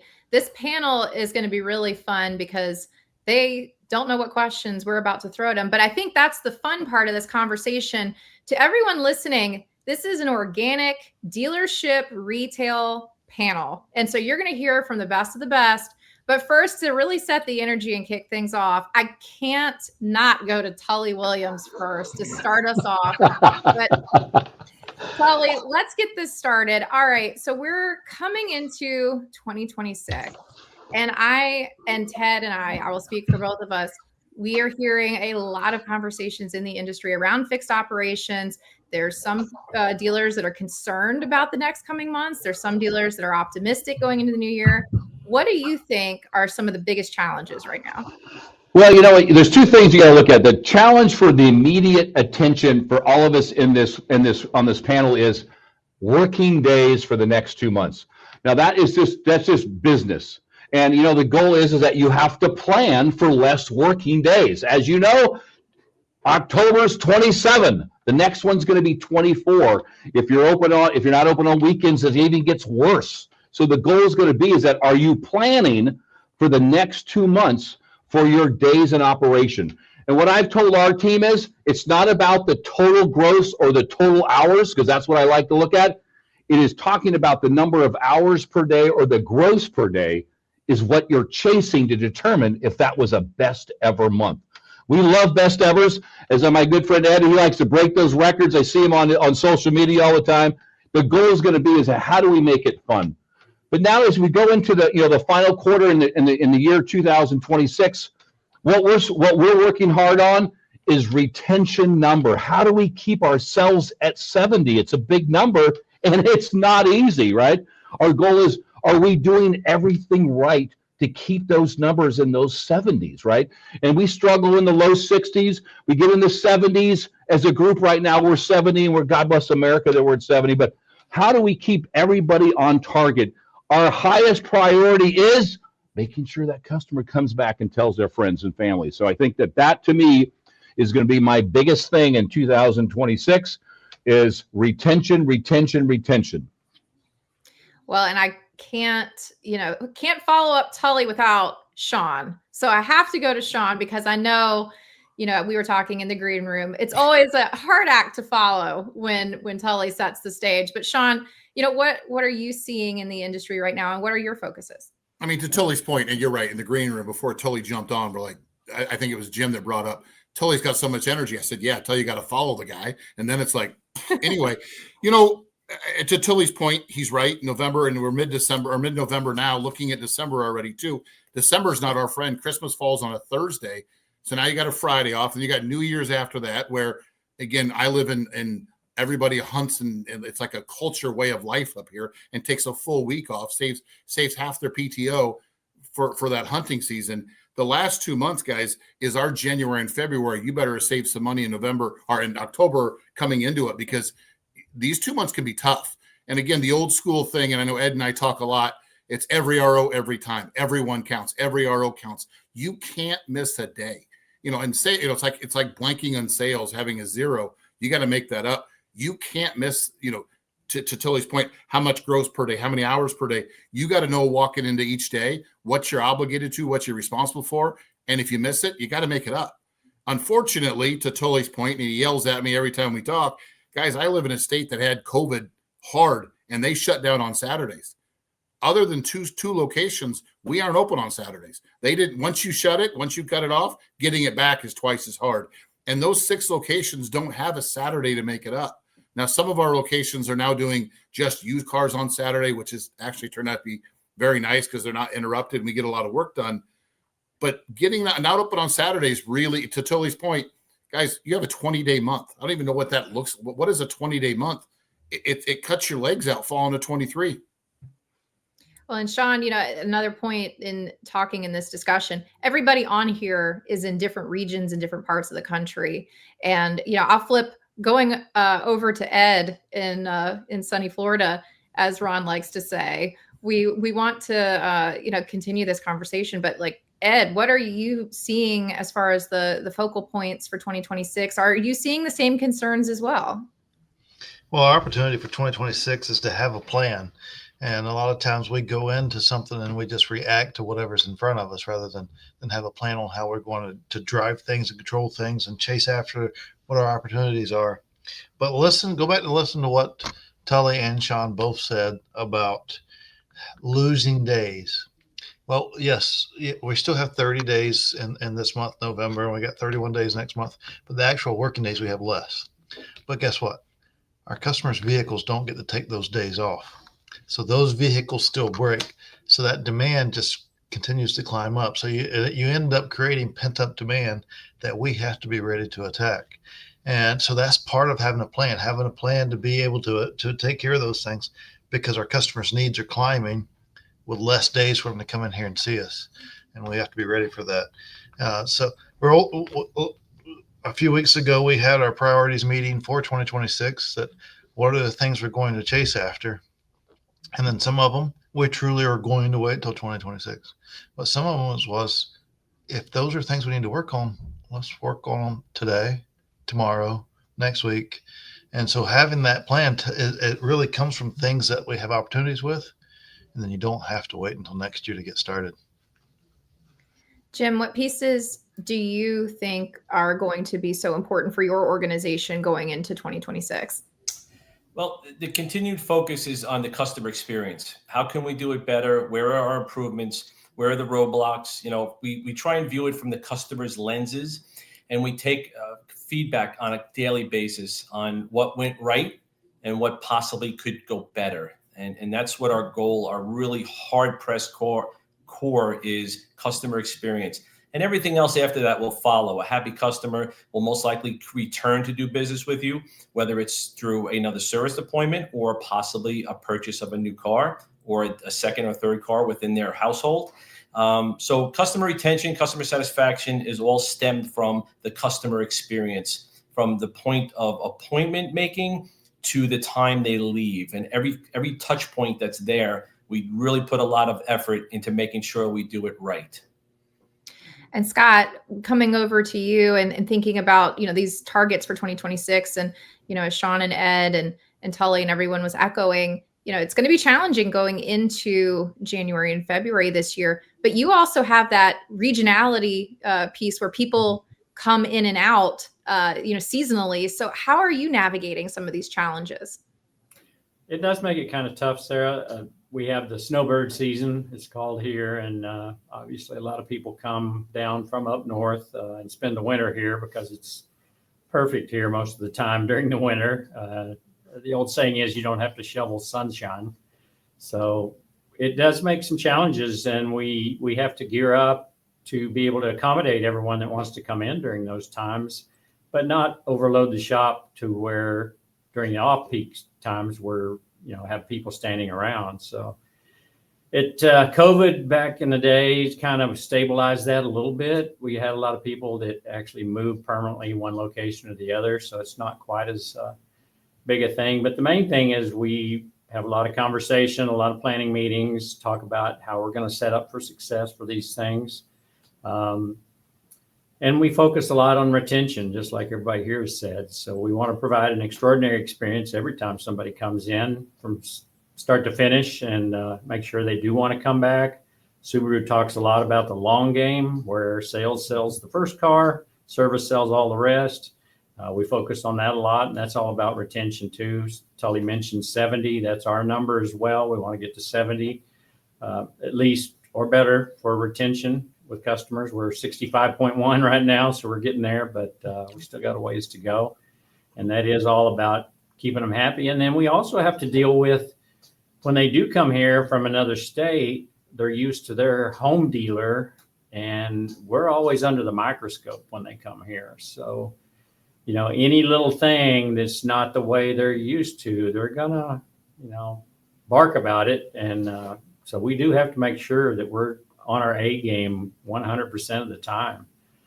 Then we're focusing on hours per tech per day and hours per RO, which they go hand in hand. One feeds the other, and vice versa. So we're a lot of focus on that, but mainly just the throughput in the shop, making sure that we do have plenty of loan cars, plenty of availability for appointments, anything that everybody's going to need. And we're set up for success with these people. So we usually do a very good job of handling them.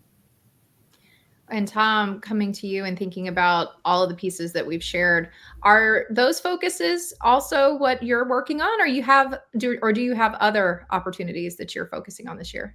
Yeah, a bit of both, Sarah. You know, one of my favorite videos, like types of videos to watch, are the people that get right to the end of the race and the hands go up in victory, they slow up, and then somebody rips right by them and snatches it from them. So, you know, my focus as we get to the end of the year here is not letting off the throttle. You know, October was fantastic. You know, with the selling days that we had, you just kicked the doors off the hinges.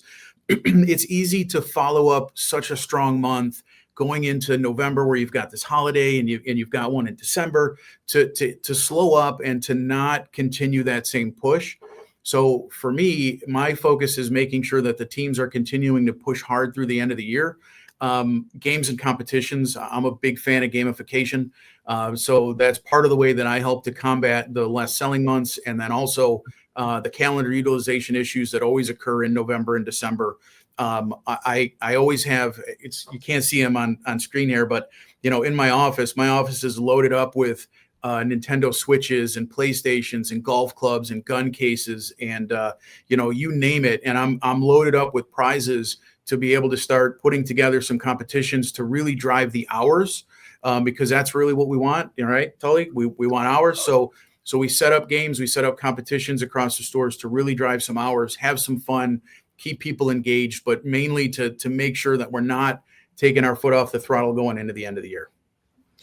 I love all those pieces, Tom and Ted. I mean, we're hearing all of these pieces across the industry and lots of great information. Great information, Sarah. And we want to welcome our great friend, Ron Overs, the publisher of Fixed Ops Magazine. Ron, you'll be very proud. Sarah and I did not divulge any of the questions in advance. Hey, those are some great questions right there, Sarah. Great job. Thank you.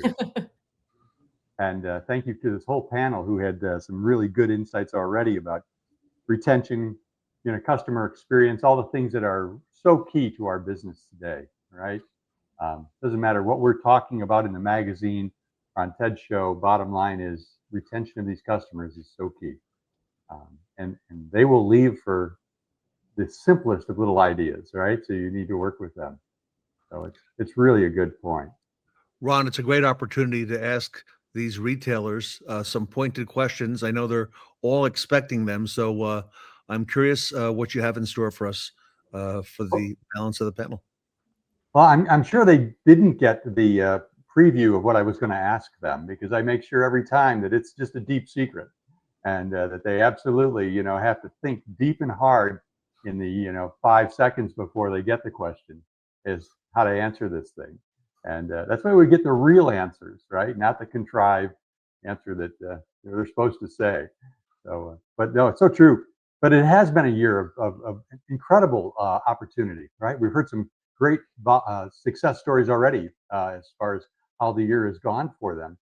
Can you tell me about maybe one new aspect of the business that really has changed your business this year? You know, has AI really changed your business? Or has there been some technical device that's really helped it? Is it been just back to blocking and tackling and training and all the things that we've talked about in the previous one? But what one thing do you say you could attribute to hey, this made my year better, and I'm going to continue that into the following year. Jim, can we start with you right up at the top? Sure, Ron, and thanks for the impromptu question that's never revealed. It's well protected. So there's been a lot of different things, and probably it's just one or two of the things that stick out that have really changed the trajectory of the 2025 year. AI has been a big component of it. There's no question about it. AI, I think, has changed a lot of people and how we do business and how it makes us better, more efficient, and we've really embraced it as an assistant, not as a replacement, but as an assistant. So the human touch always needs to remain in place, but AI certainly assists us through the process a lot better. Secondly, we've really put a big emphasis on used car acquisition through the service drive. It's been incredible. It's better for the entire organization, not just service. But it obviously generates a lot of CPO activity because we're acquiring vehicles that come right through our service drive, and it also helps out our used car department because they're finding vehicles without sourcing through wholesalers, sourcing through auctions. They're right here on site, and the whole process of the CPO to get them ready for retail is a matter of 2 days from the time that you make the deal and take the customer out of the car, put them into a new car. So that has really changed the landscape, and the service advisors fully buy in. They are taken care of properly. They are spiffed, so they're not losing. They have skin in the game. So they don't protect it and say they embrace it. They embrace it. The sales department is doing very well with it. 6 days a week, they equity mine and data mine our service drive to used car inventory, and it's very, very successful. It's really changed a lot of ways we do business, and it's benefited many people. The entire organization has seen a big uptick through service drive acquisition for used cars. Huge. And think what that does to the customer, right? Who says, hey, I've got a buyer for your car. How about we trade you in and get you something new, right? 100%. Their CX, back to your customer experience comments, right? It just drives that as well. That says, wow, thank you so much. Right? That's great. So I can get you good value on your trade. We can get you into something new that'll be even more fun. Let's get this done today. And correct. You've absolutely just done your customer experience. You've done your used car manager a favor. Everybody in the organization benefits. Right. And then the key word there, which we all kind of touched on before, was customer retention. You keep them in the cycle within your dealership. So that's the big factor on that one. Big one. Huge key. I hope somebody wrote that down. I mean, that sounds like a good thing to do. So good stuff. Scott, how about yourself? What's happening in the desert out there? What's changing your business this year? Quite a bit along the same lines as Jim. AI has had a huge impact on us, I think, this year, and we've embraced it as well. To his point, it needs to be an assistant. You also have to watch and hold people accountable because people do tend to want to lean on that a little too much, and you lose that human touch like he was talking about. So we've really had to monitor that and make adjustments. And we're doing the same thing, equity mining on the service drive. We've got signs all over. We want to buy your car. We're actually using AI when the customer comes in for an appointment. A text goes out to them. Hey, would you be interested in selling your car? We'll give you a quote right now, while your car is in here. And that's been successful. We've had success with that. So just along those lines, that's really working for us. The AI is really working. It's constantly evolving. Subaru's using AI to help process warranty claims now, so they're getting done faster. So it makes us all smarter, doesn't it? There's no question. It makes us smarter if we use it wisely. Yes. But it's funny. We receive a lot of articles in here as well for print, and you can tell which ones have been run through Copilot maybe one too many times. And but the reality is you can tell, right? I mean, we call it the M-dashing of an article, right? So the continual run-on sentences that just, like Scott Gregg, dash, a really great guy, dash, loves airplanes, dash. Okay. Would you like me to modify this for you? Forget to take that part out. Yeah, I need a little help with it. So, and it's the same thing with AI and anything, right? It can provide you some tremendously good insights, but you have to take those insights and now boil them down and put them into the culture and the language that you speak in your store and make it work. So great to hear you using AI in the right way, and it really will help grow your business for sure. Shon, what's happening up there in Green Bay country? It's beautiful up here. It's always beautiful in Green Bay. You know, I'm going to switch it a little bit. We talk about AI, and back in October, I was at the Mopar conference, and everybody's still looking for that obvious that AI solution for BDCs, and we keep talking about that. And we can talk about service drive acquisition, which I'll never understand why sales doesn't live in the service drive. You have a fixed customer that you know who's coming, you know when they're going to be there, you know what they're driving, you know how many miles are on it, you know what's wrong with it. I can keep going on. For us, the biggest change has been, for those that don't know, we're strictly domestic. We have no imports, and Chrysler completely pulling out of the EV market, Ford getting halfway out of it, and GM barely playing in it.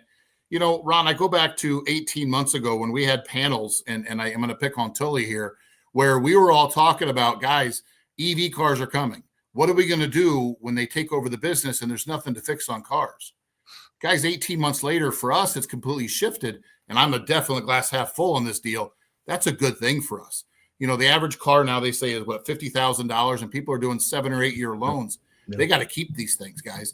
And if we're going to get out of and Tully's excluded on this because he lives in that side of the world where they plug everything in, whatever. Somebody needs to unplug Tully for a while. But moving on. But sorry. But we keep talking about it. But guys, that's for those of us with ICE engines. ICE engines are back, and they're not going away.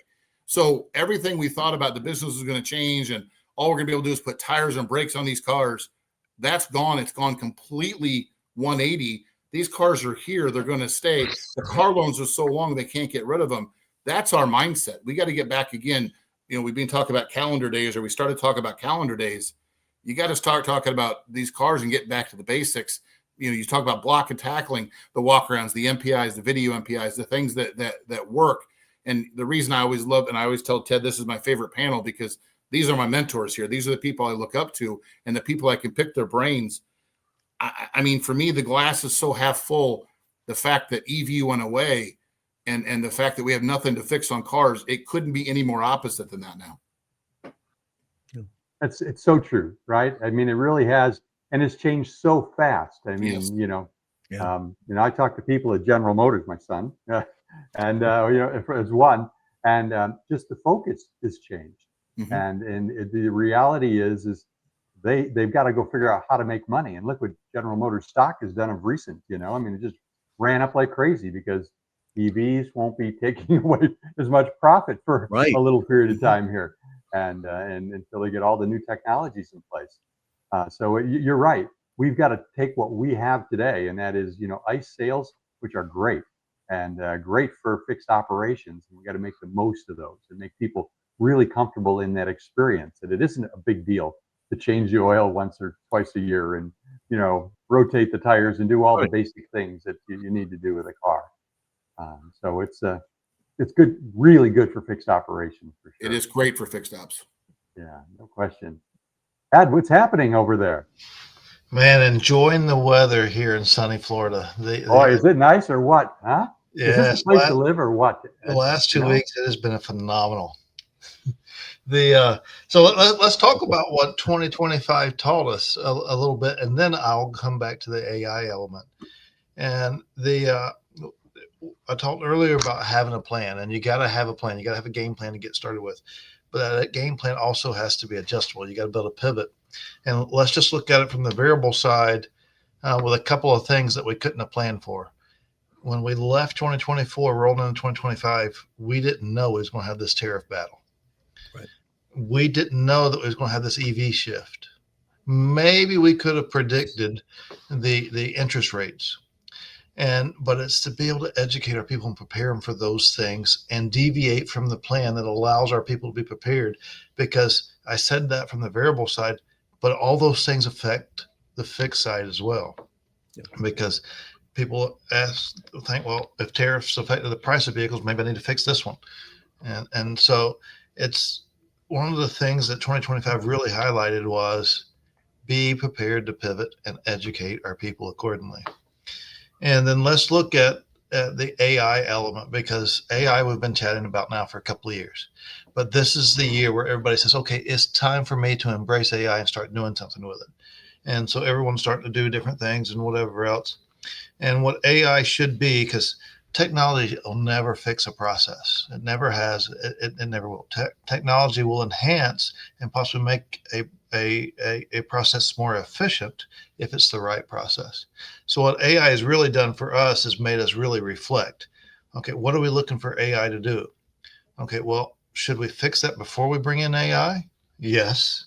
And so when you go through that and you look at the things that you're thinking that AI can fix for us, is friction points that we've avoided, that we haven't really addressed, that we need to address before we even bring AI in to begin with. And then AI can raise the level of what we're doing and make us more efficient. And so those reflection moments that all throughout the year has been huge for us, because it allows us, like Jim said a few minutes ago, it looks at it through the customer's lens. It allows us to make sure that we are looking at it through the right lenses and making sure the right things are taking place. If we're listening to a phone call and it's not what we want it to be, AI is not going to fix that, because at some point that person still has to talk to someone. We have to educate that person and help them with the elements that comes along with that. So 2025 has really been a year of making us better. We've had to pivot. We had to pivot from tariffs to EV shifts to interest rates, and it's all those things you got to be agile and ready for those kind of shifts. And 2026 probably isn't going to be any different. We're going to have some pivots that comes along, and right now we don't know what a single one of those are, but we got to be ready for them when they hit us. Did anybody anticipate the amount of recalls by Ford and the other OEMs out there for 2025? I mean, how could you possibly figure that in? And oh, by the way, they're not just recalls. They're recalls where people get letters that say your car is broke and there is no part to fix it.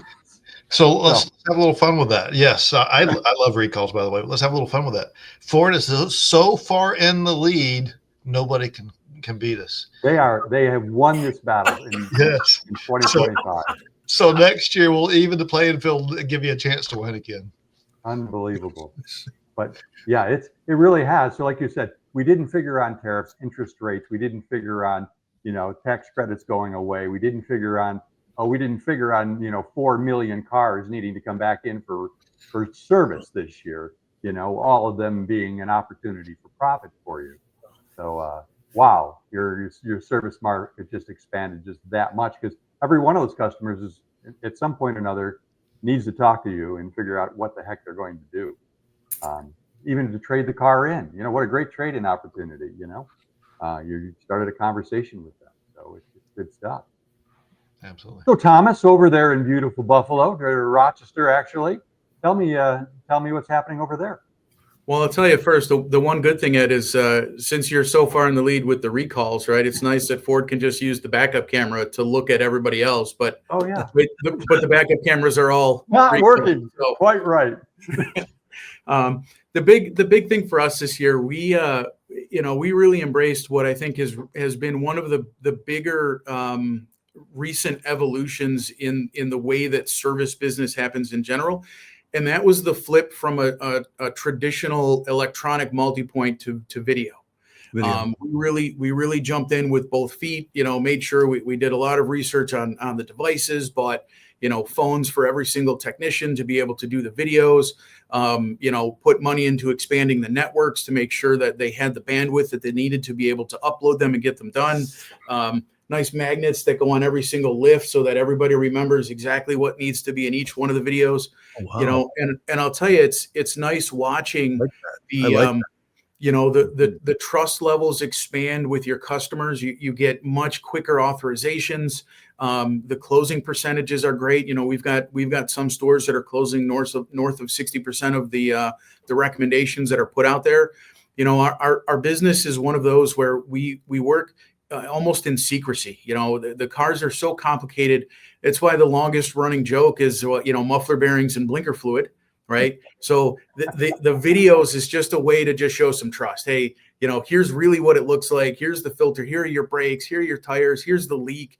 When a customer can see it with their own eyes without being in the shop, it really has made a difference in the way that we sell. And for us, that really was a big step. That was a big evolution to change, 600 plus technicians and 160 service advisors getting used to doing video and getting used to sending photos.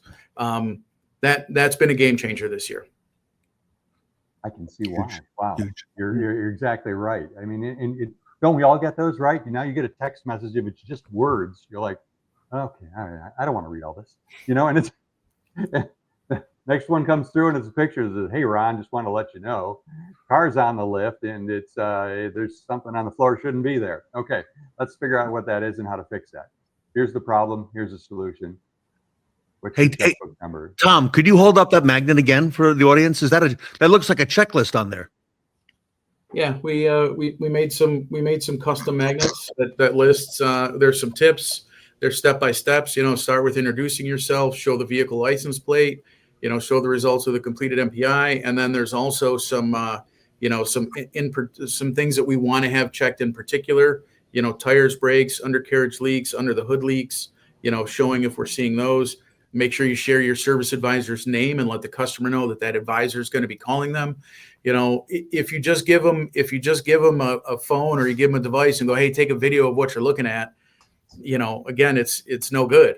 So you have to be able to drive that behavior, set the expectations. And then one thing that I did learn, I'll tell you, is initially we really didn't do a good job at watching the videos. We got great utilization, but I wasn't watching to make sure that there were quality videos. Shame on me. And then as we start to watch, you see some people that are just checking boxes and they're not saying a single word. We caught a burp on video in one of them. So now we're a lot tighter in that process and making sure that our service managers are watching a certain number of videos per technician each month. There's even a grading scale so that we can give them a score and they know how they're doing. So. Well, another thing to that, Ron, I think I see an article in the future from Mr. Tom talking about those things and the lessons that he learned and how I can help the industry out there. For sure. No question about it. But Ed, that's going to come out after the That's going to come out after the panel. After the panel, absolutely, absolutely. We'll give you full credit here for it. Absolutely, no, that's great. Great job, Tom. Thank you. So Tully, over there in the electric car world, are you doing anything other than charging cars? Well, here, I want to talk about three things that everybody else talk about, and I'll tell you the two things. First off, EV cars. We sold a lot. And I mean, we sold 500 plus in the last 3 months of through September. So when you look at that, when you sell 500 electric cars plus, you have to service them for at least 2 years because that's what the leases are. When you look at it, now I'm going to go back to what Ed said, is that recalls. I just want you to know, electric cars are not built very good. And those cars come back. And what we have seen in our work mix for a lot of our brands that are heavy electric is that I kind of like that 60-ish% of customer pay, 30-ish, 35 maybe, and maybe sometimes in the 20 on warranty, 50% warranty. And what happens when you have 50% warranty is the hours in your shop are a stagnant number, and you take away from customer pay. And we have to make sure that we're telling our managers on the warranty is that you cannot say no to customer pay. Warranty can wait, but customer pay cannot. So getting that focus on those recalls and updates that electric cars have, because they break well. And the last thing, as Thomas brought up, is videos. And what we found out with videos, when we've been embracing videos forever, is we are sending those to all of our used car managers, no matter if they like it or not, and our extended warranties, so we don't have to wait for people coming out. So all of our things, wow. So all of our people, right? So our extended warranty can see those and they can say yes faster. Our used car warranty, our used car managers can say yes faster. So utilizing those videos, not just for the customer, which work extremely well, but also for all of our other brands. Wow. So the two things that we look at what's worked for us at our stores is, I believe, two things. One, we got into the tire brake and battery business. We were always in the business. But last year, I mean, I've talked about it before, is that did we really sell brakes, batteries, and tires? We believe 75, 75, 50 is our target. And honestly, that number should be risen. 75% of every red brake, 75% of all the batteries, and 50% of every red tire. Careless the number of it. I just want to sell red tires. And we've done a great job focusing on it. This is not easy. We do offer one free tire if you buy 4. If you buy 3, you get 1 free. That helps that sale because there's nobody that can beat us in tires.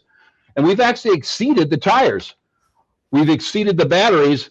We're having a trouble with brakes. So those are the things I think when we look at it, those staples drive retention.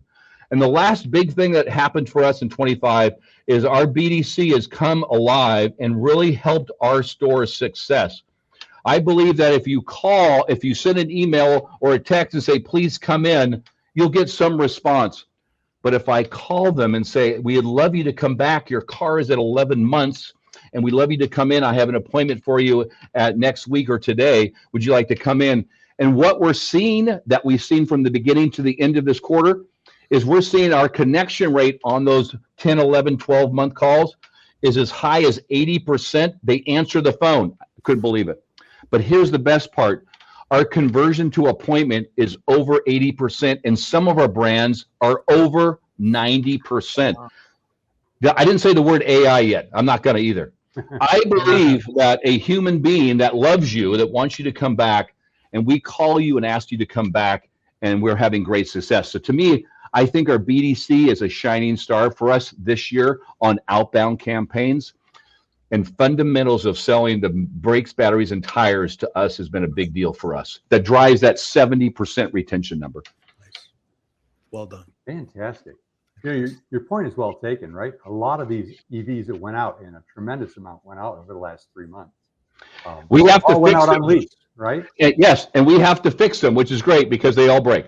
You look at Volkswagen. I mean, they have a recall on top of a recall on top of a recall on top of a recall. And they say, we're done with the ID4s. We're done. Yeah. So the good news for us is those recalls are 9 hours, another 9 hours, and there's a door latch that opens up, and that's another 5 hours. Like, okay, they will run out, so I have to make sure the service manager does what? Don't fill up on warranty, because one day they will be gone. And you're going to say, where did everybody go? That's because you focused on warranty. Customer pay. Retention is the D. Woo. Strong. And back to Ed's comments on pivoting and being nimble. Yes. 2 or 3 years from now, when those cars are all gone, newsflash, things are going to be dramatically different than they are today. 100%. So that's the whole thing. Is it's going to buy time for the industry to catch up on all these other things, and the cars will look way different 2 or 3 years from today. Hybrid for us in the West Coast is where it's going to be, right? Everybody wants a hybrid, right? Maybe get 50 to 75 miles on the battery. After that, the ICE motor kicks in. They can drive wherever they want. Yeah. I mean, honestly, Volvo has made that pivot, and it's going to be a success. They just got to build them so they don't break. That's all we want. Yeah, that is the key. It's just hard to put 2 powertrains in the cars, but that's 2 powertrains that are going to break.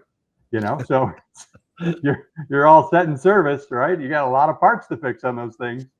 So it's great.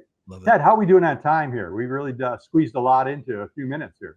Ron, what a panel. I mean, the notes coming out of this thing, amazing stuff, a lot of new information, very relevant. Congratulations, panel, on a wonderful 2025. This is our last panel for the year. Ron and Sarah and I want to wish you and your families a happy holiday ahead as well. And Ron, I can't wait to see what they have for us in 2026, which is right around the corner. It's going to be exciting. I can't wait for those next panels for sure. All right. Ron Overs, everybody, is the publisher of Fixed Ops Magazine. It is the source in the industry.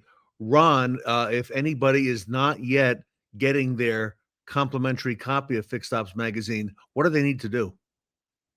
Just go, Ted, thank you. And all they need to do is go to fixedopsmag.com, hit the subscribe button, fill in the information, and it'll be delivered to their door.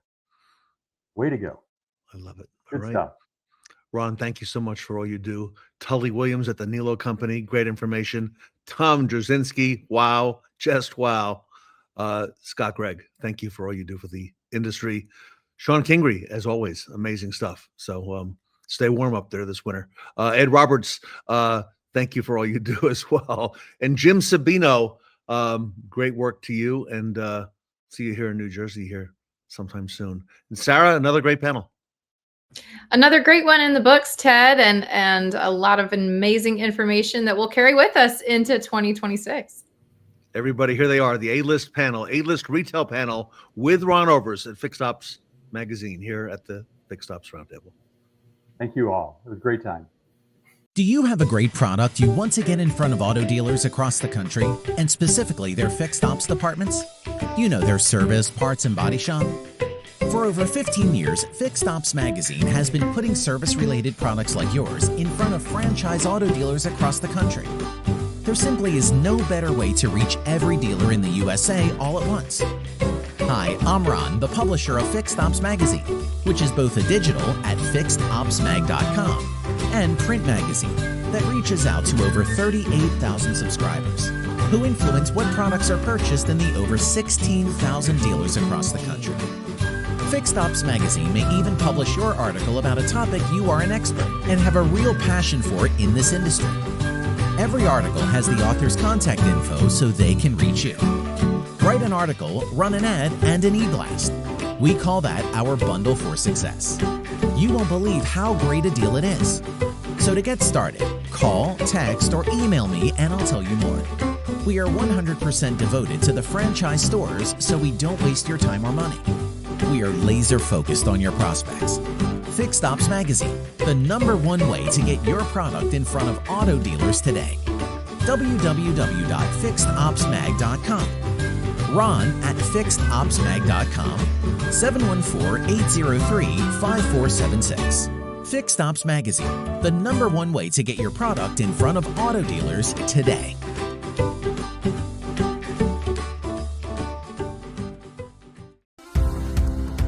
98% of customer experience is how well or how poorly you communicate.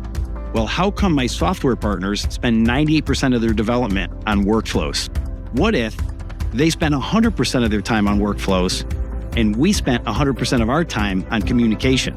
Then we'd be able to truly create transformative experiences for customers, and that's what True Video does.